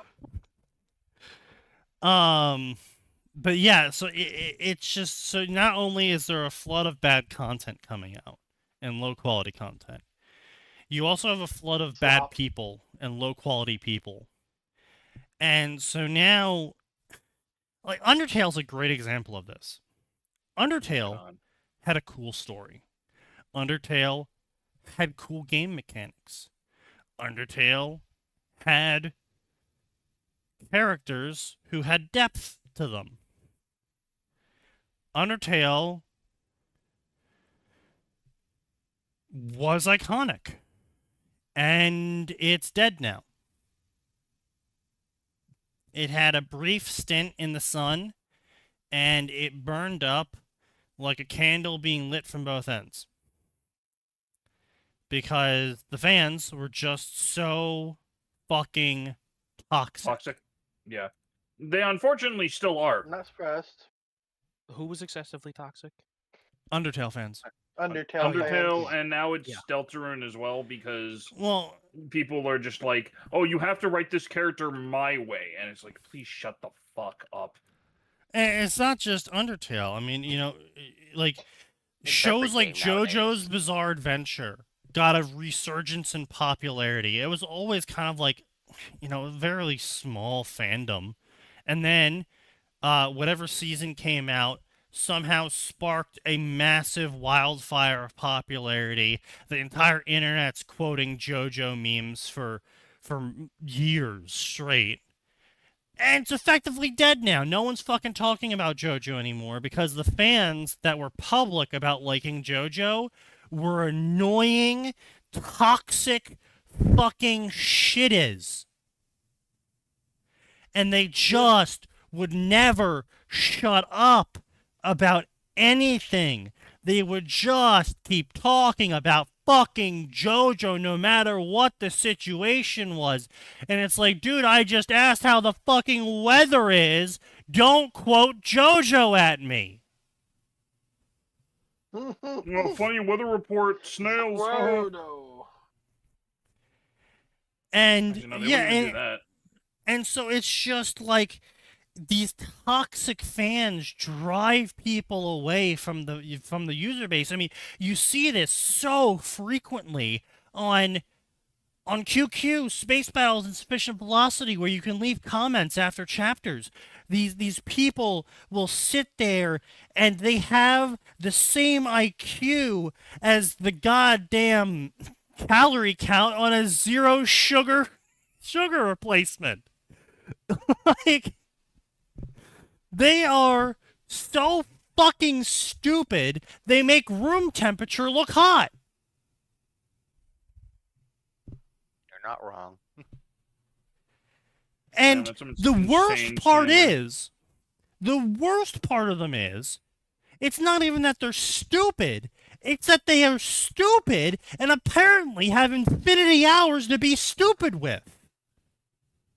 Because no matter what time you post a story or talk about something, this fucking moron comes in and shits everywhere and rubs himself in it. I feel like Sneaky had a very particular experience with one thing. No, the problem is it's not a particular experience. The problem is it keeps fucking happening. Well, this is what happens when you don't gatekeep. Large if true. Or you're not allowed to gatekeep. Yeah. Well, you know, it is what it is, and we're stuck with it now. And now we have series that can never actually produce a profit, even though they're new and exciting and interesting. And the series that aren't new, exciting, and interesting get a shit ton of fucking money because a bunch of shit-ass fucking retards go and buy it because they saw their favorite streamer mention it one time. And that's the only reason why they even purchased it in the first place. So the company gets an overinflated sense of their fan base, and so they try and make a second game, bankrupting the company in the process, thinking they're going to make massive returns. And what they ultimately do is they destroy the company that was previously producing great games. And instead, now all we have is dog shit because everyone's chasing after the dog shit slop simulator. Because a bunch of fucking retards who only play games not because they're good, but because someone important in their minds said the game might be on their playlist. Sounds right. I have to ask that. How dare you insult the slop known as Friend Slop? You shall now be publicly executed by all YouTubers for the shit. Were you referencing an actual company off the top, or are you just kind of just throwing thing in the air? I mean, several Sneaky's companies. Sneaky had a small amount That's of a a crash lot of out. them. Sneaky had a small amount of a crash out over having to deal with all the bullshit. Understandable. You know what? There's a lot of Actually, it. that's a fantastic name for the podcast. Crash Out, Episode 1. Crash Out, Episode 2. Crash Out, Episode 3. Because that's really what it is. You could just call you're it not crashing wrong. out in your 30s. Or just crashing out. But not everyone here is 30, no. Some of us are 90. That's true, I'm sorry. And some of you are teenagers. Oh, hold on now. I will have none of this slander upon me. There is not a single teenager in me or my Discord. I'm sure you worded that exactly how you wanted it. Turned 20 Exactly. with me. Yeah, C8's like 23 now. He's part of a business. He's buying properties. We taught him all the English he needed. God. That is a terrifying Yeah, thought. apparently. Boy's doing good for himself. That's good. But yeah, so that's what's fucking happening now, and now we're stuck with just Naruto reruns and Harry Potter reruns, and that's the only fucking fanfics we can even call up these days. Worm, oh, let's go look at some more Worm fanfics. Oh, I wonder what we're gonna find. Oh wow, more waifu catalog slop. Oh boy, more fucking Waifu power catalog fantasy or just dog porn. shit. Oh no, I wonder if this story's gonna die at Leviathan 2. Oh, we don't even get to Leviathan. It's a new speedrun record. Can't wait to go into the see what Persona crossovers is when the next come out, and everything's just a new series for the next 5 months. Like any of the other I'm ones gonna have be real gone. with you, man. I didn't even know Persona had fan fiction. I thought everyone was too busy having schizophrenic episodes to write it. No. So hang on, is there a new Persona game coming out? I think 6 was supposed to be announced, maybe, or something like that. But Release I'm just announced. kind of more commenting in wait. general. I'm just commenting in general because They like were okay. when Persona 5 came out, it's like if you go to the cross section, or even I assume the main section, almost a majority of all the recent crossovers or fics are about Persona 5. And it's like Well, I anything mean, even that's involving just inevitable. I mean, 4 and 3. yeah, I mean that's like are going just into dead. the Elder Scrolls section and being surprised when all of the fics are Skyrim. Yeah. That's just what it is. I mean, Well, the sheer fact of the game series genre is that there's going to be more people who played Persona 5 than played Persona 3, because the people who played Persona 3 are going to obviously buy Persona 5, but they're also going to tell people about how good Persona is, so they're going to buy Persona 5. And then because it's a new game and we're in a new meta now where people actually follow along with Twitch streamers and whatnot, the Twitch streamers are going to buy the new game, so they're going to buy Persona 5, and then all their followers are going to buy Persona 5 because they all are just buying whatever game the Twitch streamer plays because they're so... So remember I talked about the fucking people who had egos who were filled up by Naruto? You have fucking people who got egos filled up by whatever streamer they watched first. Ugh. And their entire existence is based around their favorite streamer, and whatever their favorite streamer plays, that's what's in right now. Whatever their streamer stopped playing, it's dead. I don't want it anymore.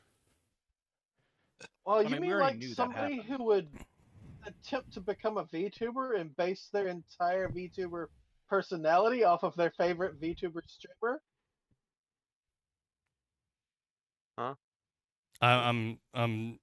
Which one? I don't know who you're talking or referencing about. He's talking about Arn.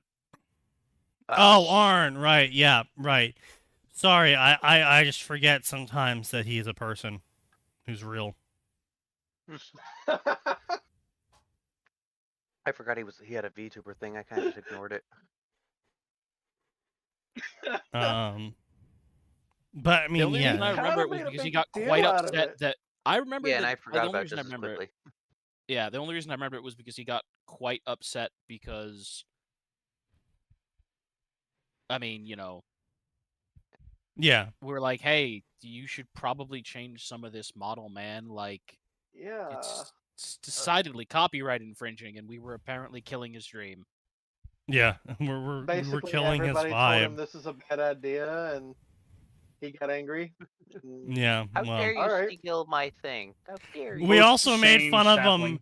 We also made fun of him for making a Shota, which is that's a Yeah. fucking choice. Yeah, I That mean, okay, was, no, hang on. As far as that goes, like, if someone's trying to make money, you know what? Absolutely appeal to the lowest common denominator. Oh, Go for it. certainly. But that's not who he's appealing I to. mean, He's appealing to his own personal fantasy where he gets dominated by a fawn as a small man who's tiny. Average Swedish fantasy. Indeed. now, if you happen to be somebody who watches the fish and you decide you want to become a crab streamer and comment on Saba's fucking streams or something, and you're at least sticking to a theme, okay, sure, maybe, whatever. I mean, if But you're making a crab streamer, at least at least you can kind of make it obvious that, like, okay, there's enough VTuber stuff around that no one's gonna look at you and go, okay, this is obviously a Gura simp or whatever. Like, there's enough out there. Well, I mean, to be fair, Shy it's Lily and not a Bao simp. both got major flack for being Gura copycats when they first debuted. Fair enough. And was it entirely justified? 50-50. Because they did debut. Well, and see, it's like, how to explain this? So people only moved to Kick after Asmongold moved to Kick. And I don't mean people who were watchers. I mean other streamers only moved to Kick after Asmongold did, publicly. Mm-hmm. And it's sort of the same thing with Gura, in that a lot of VTubers only became VTubers when they saw how successful Gura was. And obviously, if you want to be successful, if you want to be a PewDiePie clone, you have to be a clone of PewDiePie, right? If you want to get PewDiePie's level of success, well, clearly, part of that success is acting the way that PewDiePie acts. It's acting the way Gura acts. It's acting the way insert person acts. Obviously, if they're successful, there is an idea that the attitude is also part of it. And they're not always wrong. But, bad time. It's the same concerns I had with writing the stories I wanted to write around the same time that Ruby came out.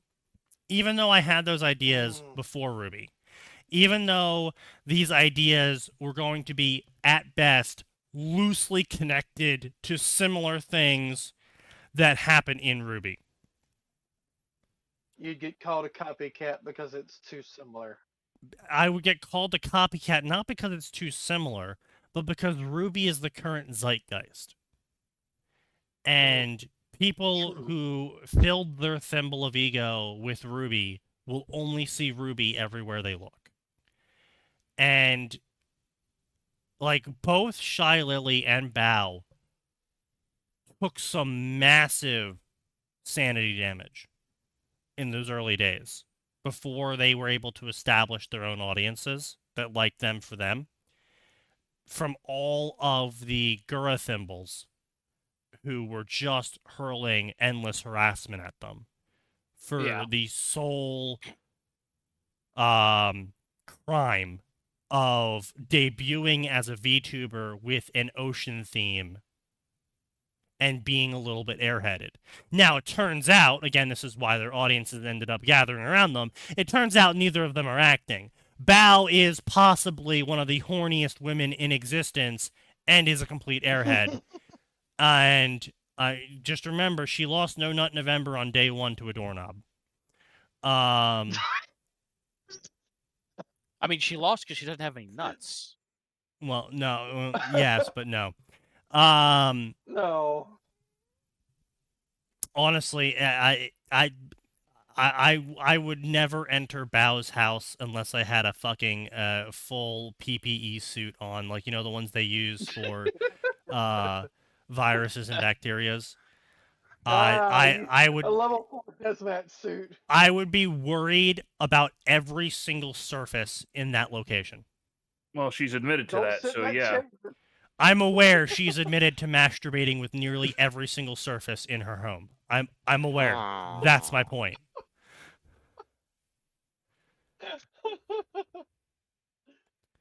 Whale needs to get laid. The And problem Shia is Lily that came into her there's own not personality enough as well. werewolves that are alive. Yeah, there's not enough man wolves that exist out there to satisfy her. Man, There needs to be at wolves? least 3. Listen, Yeah, so she gooned really hard to Blade from Live. Elden Ring. Okay. It was so bad there were some people questioning if she orgasmed on the spot when someone paid for Blade's voice actor to wish her a happy birthday in a cameo. She definitely Ugh. did. This is the thing that definitely happened. Yeah. Yes. So She just played that shit on repeat. Play it on a loop. yeah, there's no, like live, like people, like when she first heard it live, she got really excited and then got rapidly silent for like 5 seconds. So Oh no. everyone was like, "Did you just?" No. Yes. But yeah, so that's so yeah, they came into their own, they did their own thing, and eventually the people who hated on them for being Gura clones became a minority. They never went away because there's a lot of Gura thimbles out there still.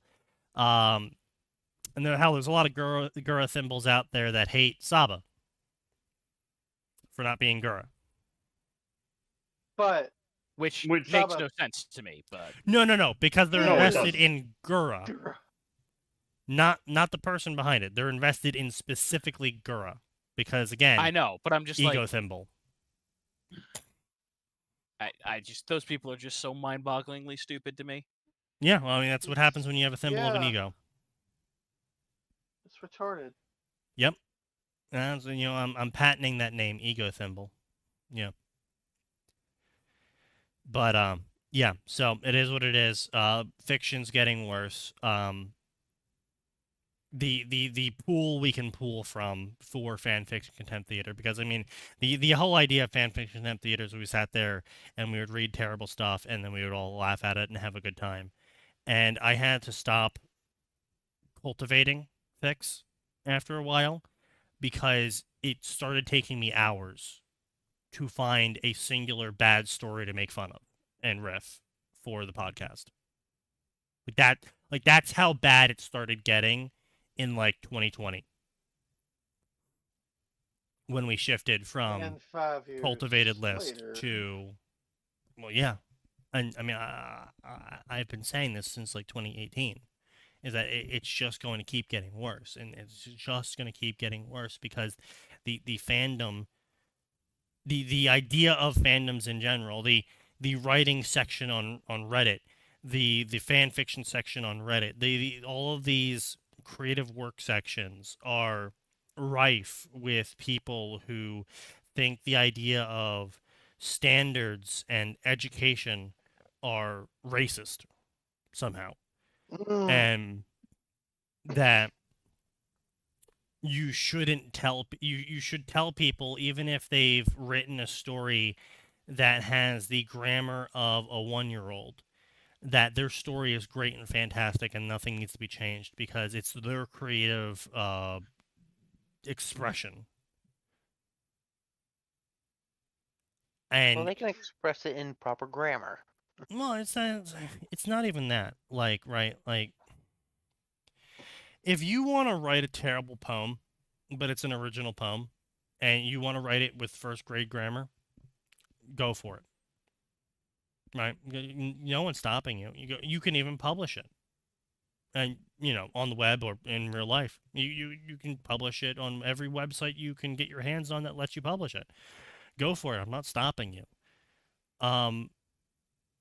But it's also at the same time, you're not protected from someone saying this poem sucks. Just because it's your creative production doesn't mean that you're somehow immune to criticism.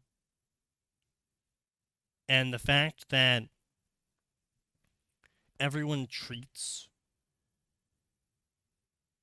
fan fiction as some special category, because the same people that will lavish praise upon fan fiction will shit all over published stories.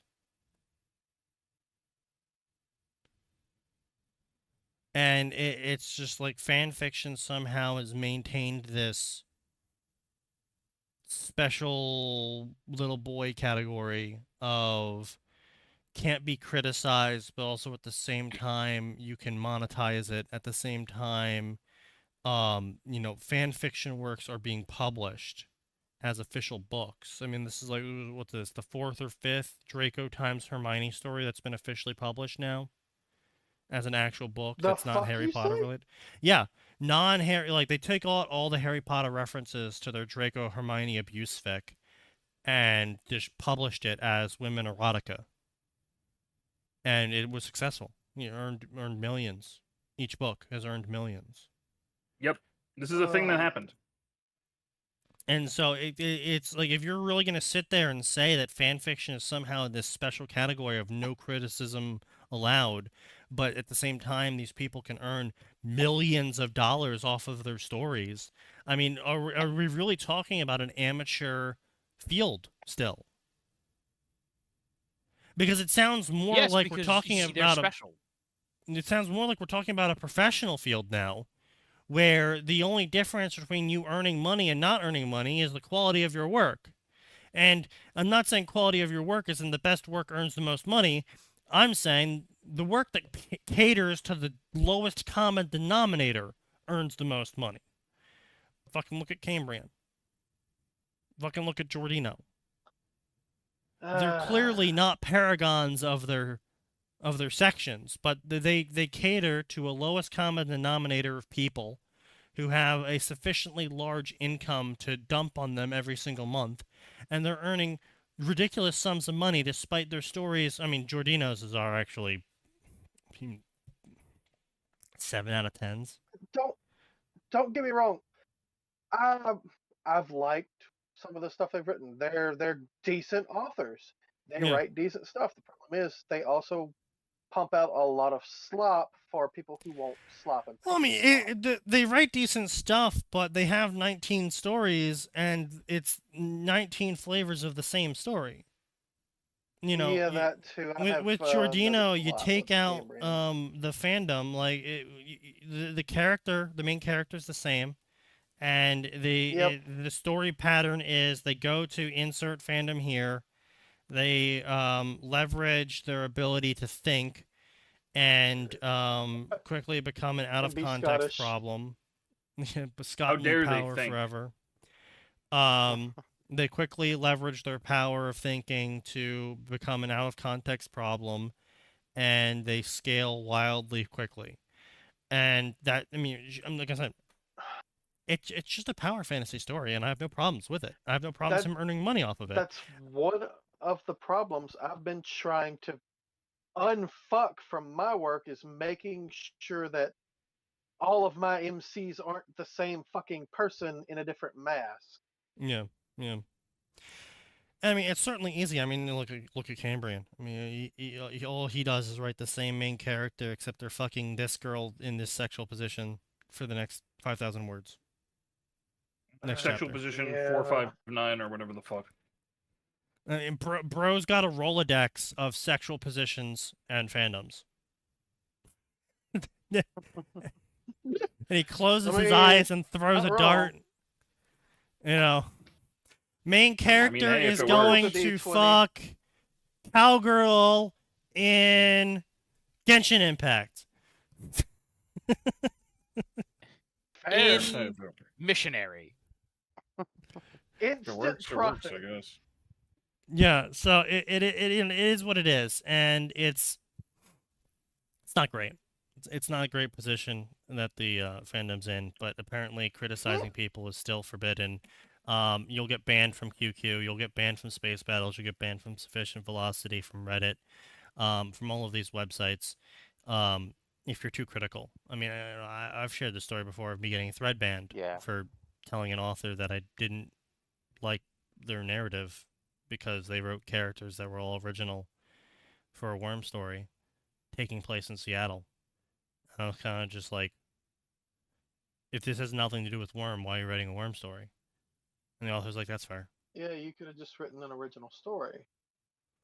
And I got thread banned for that. Which is kind of hilarious. Because I have noticed, I seem to be the exception to that. People throw that kind of shit at me, and none of the mods say anything. Yeah, well, you're a lot like me in that aspect, Sign, as you're very easy to hate for a lot of people.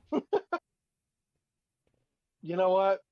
That's okay as long as you're putting your eyes on my story and giving me money and talking about my shit. I'm that even if you hate me as a person. Indeed, NTR King, indeed. What did you just call him? You The know what? NTR I'm gonna King. claim that crown one of these days. Yeah, yeah, I'm just gonna Bros, embrace it. Fuck it. yeah. Didn't you already do that in Signal of Noise? Yeah, bro has a market. he's No. threatened that many times. But no, it's just a broken system right now. It's a broken system. It's going to make fan Yes. fiction worse as the longer the time goes on, and I don't think there'll ever be a breaking point. Yeah. I don't think it ever really will, because it's like the community has kind of encouraged a culture of what's fanfiction's current phrase?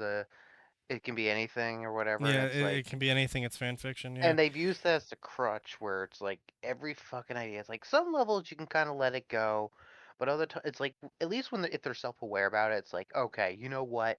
You know this doesn't work. You don't care. You're writing because it's fun. It's like, okay, fine. You're at least self-aware in that. Most of the people aren't.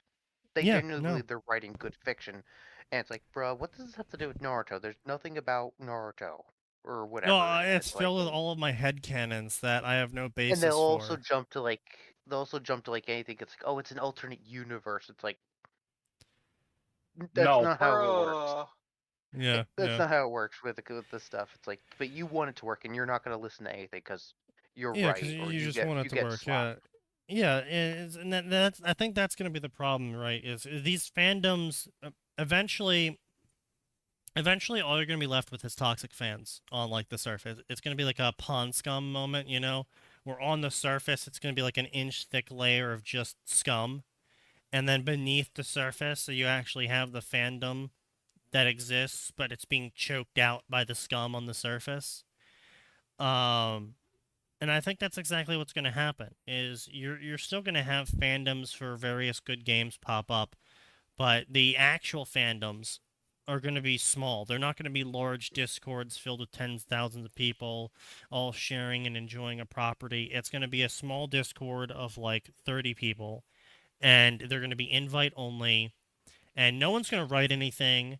Maybe one or two art pieces will be made, and it's mostly just going to be them talking about it, and then it's going to and eventually develop into a Discord where it's just a group of friends talking about their day and not actually about whatever property the Discord originally formed around. Because there's only so much you can talk about Tanya, Mm-hmm. right? Like if you would not be able to run a Discord where the only topic you could speak about in the Discord was Tanya. There's only so much there's only so No. much you can talk about. Yeah, Like, I've witnessed this personally, and like I'm on a server that was kind of meant around for like the translation of a light novel, and so far we have like only outside new people kind of commenting coming in. No one really talks about the series anymore. Kind of just chilling, talk about games, sports, or whatever. Like the current conversation is going around. exactly. Yeah. It's like you And can never keep that shit going. that's what's gonna happen everywhere is you're gonna see a mass fragmentation. Instead of like these large anime servers, these large groups of people where everyone gets together and is like, well, I've been watching this show recently. Oh, well, I've been watching this show recently. Oh, well, I'll check that out. That sounds pretty good. Yeah, I'll check yours out too. Like that's how it used to be. And that's how all these shows got popular. And that's how all these shows got so much fucking merch sold and games made and shows made and episodes and seasons and spin-offs. Like that's how all this shit happened. That's how we had manga authors who got perpetually published no matter what property they decided to start because they were like, oh, well, they're from this thing, so I'm going to read them even if their idea sounds really bad on paper, I'm going to read their new idea anyway, simply because they did such a good job with their previous thing. And that's True. all being destroyed now by these toxic fans. And you're going to see a shattering of the public sphere, but it's not going to be a true shattering. Much like a pond, your pond doesn't suddenly explode and break into 9 different ponds when the pond scum chokes life out of it.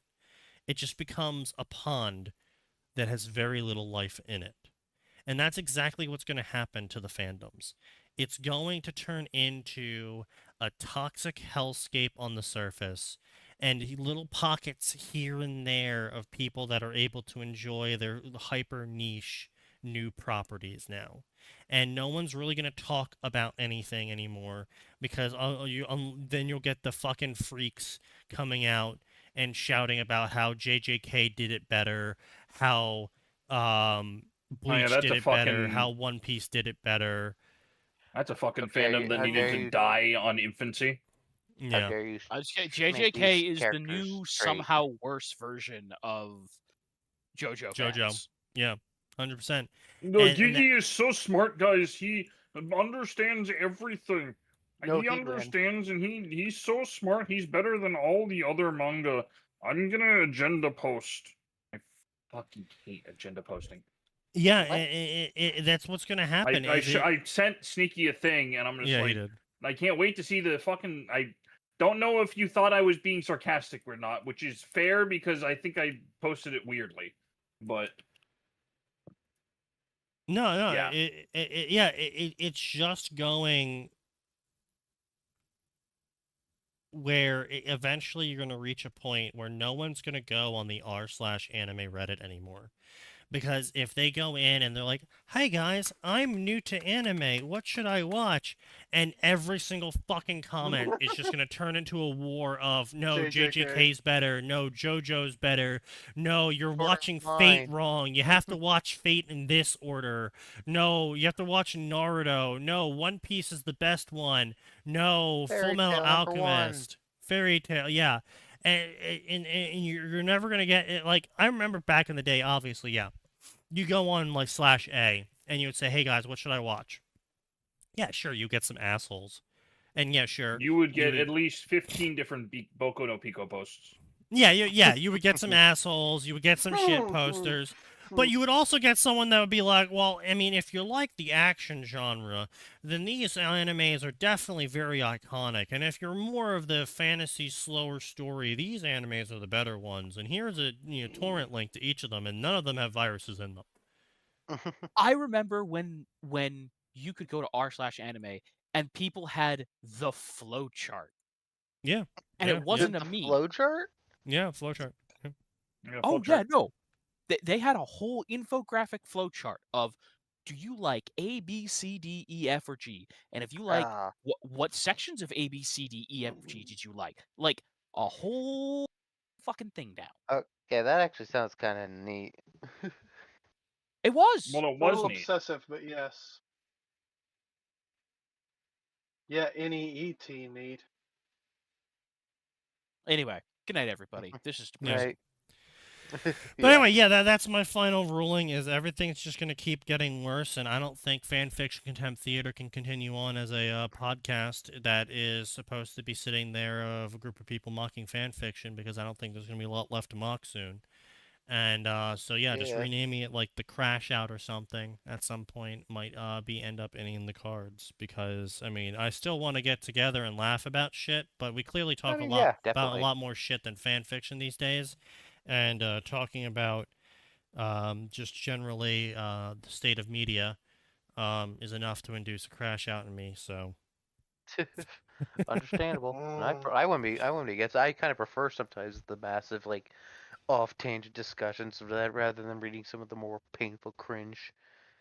That's yeah, because like I available. said, like back in the day, yeah, sure, we had deviations, but they were small deviations, and they were small deviations because the thing we were going to read was funny. But nowadays, it's like the thing we're going to read isn't funny. It's boring. It's lame. There's Let's nothing to talk make about fun of something in it. And there's always something worse we can talk about and laugh about and discuss instead. And so it's just like, yeah, Are you saying it always gets wild. worse? Yeah, I'm saying it always gets worse, and we might actually be at the point where we have reached maximum capacity of worst, that this podcast actually can't keep going the way it's going, because we're not able to do what the podcast is supposed to do anymore, because things have become so bad. We have found the end of it always getting worse. No, we There have not is found no the end of it more. getting worse. We've found the critical threshold for what this podcast can maintain a discussion for. Yeah, it's like there's only so much we can regurgitate the same discussions. Like even if we go to like different fandoms that are say niche, like say for whatever example you decide to go to Jujutsu Kaisen for whatever reason, there wouldn't really be that much difference outside of just shit talking like the bad writing and lore. It's like you find that every other section. Yeah, It's the yeah. same old, no matter where you go. It's like it's kind of why I kind of hate how I feel like I'm so desperate for some neat ideas and whatnot.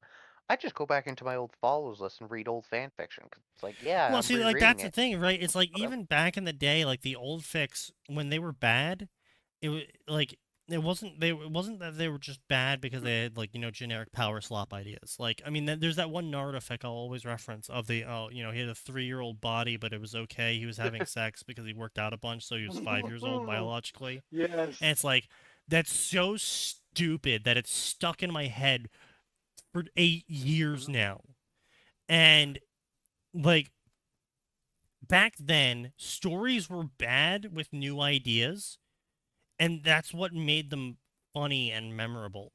And nowadays, there's no new ideas. It's generic, fucking power slop that is following such a pattern at this point that it's ridiculous. Of just, oh, is it a worm story? Okay, well you have your two options. It's either waifu catalog or celestial power ups.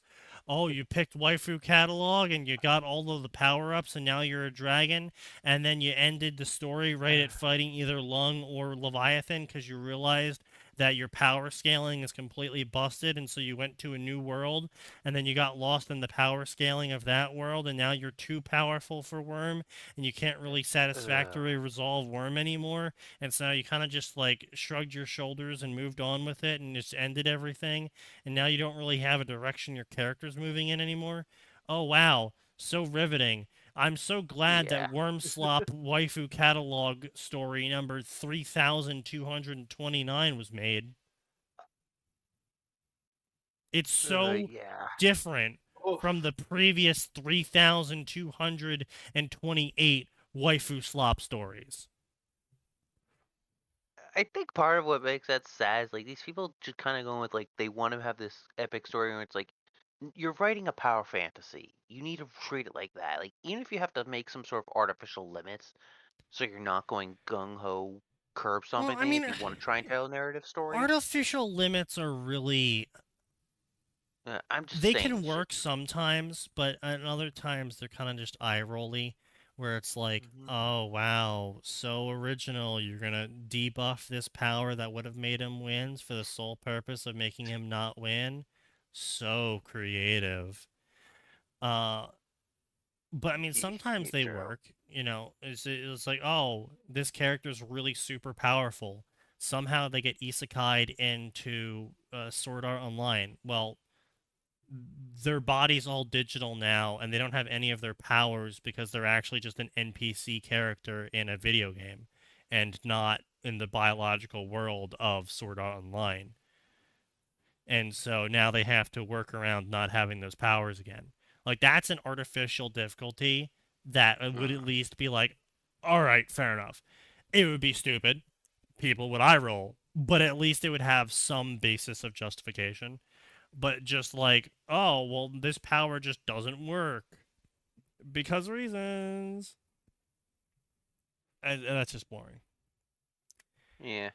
But it's never that. They'll never limit themselves, and everything, just every worm story is just a celestial story where it spirals rapidly out of control, and the author doesn't really understand the purpose of celestial or how to write a story, and so they kind of just crash and burn. Or it's a waifu slop where they've read every other waifu slop story and know how to min max to the extreme to quickly gain all the powers that they want and with all the points they need, and then rapidly outscale their own ability to write a story, and then once again crash and burn. And I mean, it's the same thing for Naruto. It's the same thing for Harry Potter. It's the same thing for fucking everything else. I mean, hell, you even have people coming into Sign Story these days being like, well, why isn't your Tanya story like all the other Tanya stories I read? Oh. Actual legitimate words someone said. Yeah. I kind of said So something you down. don't understand. I kind of left a review guy like that, but at the same time, I at least acknowledged I might have been spoiled by the fan fictions, so that my perception was colored, and at least he acknowledged that he was using a source for the characterization for the usage he was reading. So I'm like, I can't give you shit on that. Yeah, that's fair. And I'm like, yeah, it's like I at least acknowledge that I kind of went in expecting like the characterization to be like the others, and while I'm not happy about it, you at least have you at least are saying you're basing it off of a material's different characterization. I'm like, okay, I'm not gonna give you Yeah. shit for that. But yeah, no, it's just gonna keep getting worse. The fans are gonna keep getting worse. They're becoming more and more toxic. The writers are gonna get worse and worse as the hug box chokes out everyone that could actually write a story, because there's plenty of people out there that, I mean, if Sign didn't have the people in his Discord writing his ass like they do, Sign would still be writing JK stories, JK chapters, or JK like chapters, and it'd be dog shit, and all of his stories would be dog shit still. If you don't have I can't people deny that. if you don't have people telling you you can do better, then you're not going to do better. It's a very, very, very, very, very, very rare person who can genuinely self-motivate to do better than they previously did. It's a very rare person. So that's not me. Like, that's not me. Just want to be clear. That's not me attacking you. That's just me saying No. it's very rare for someone to have the personality, the skill, the time, and the money to self-motivate and improve themselves in something.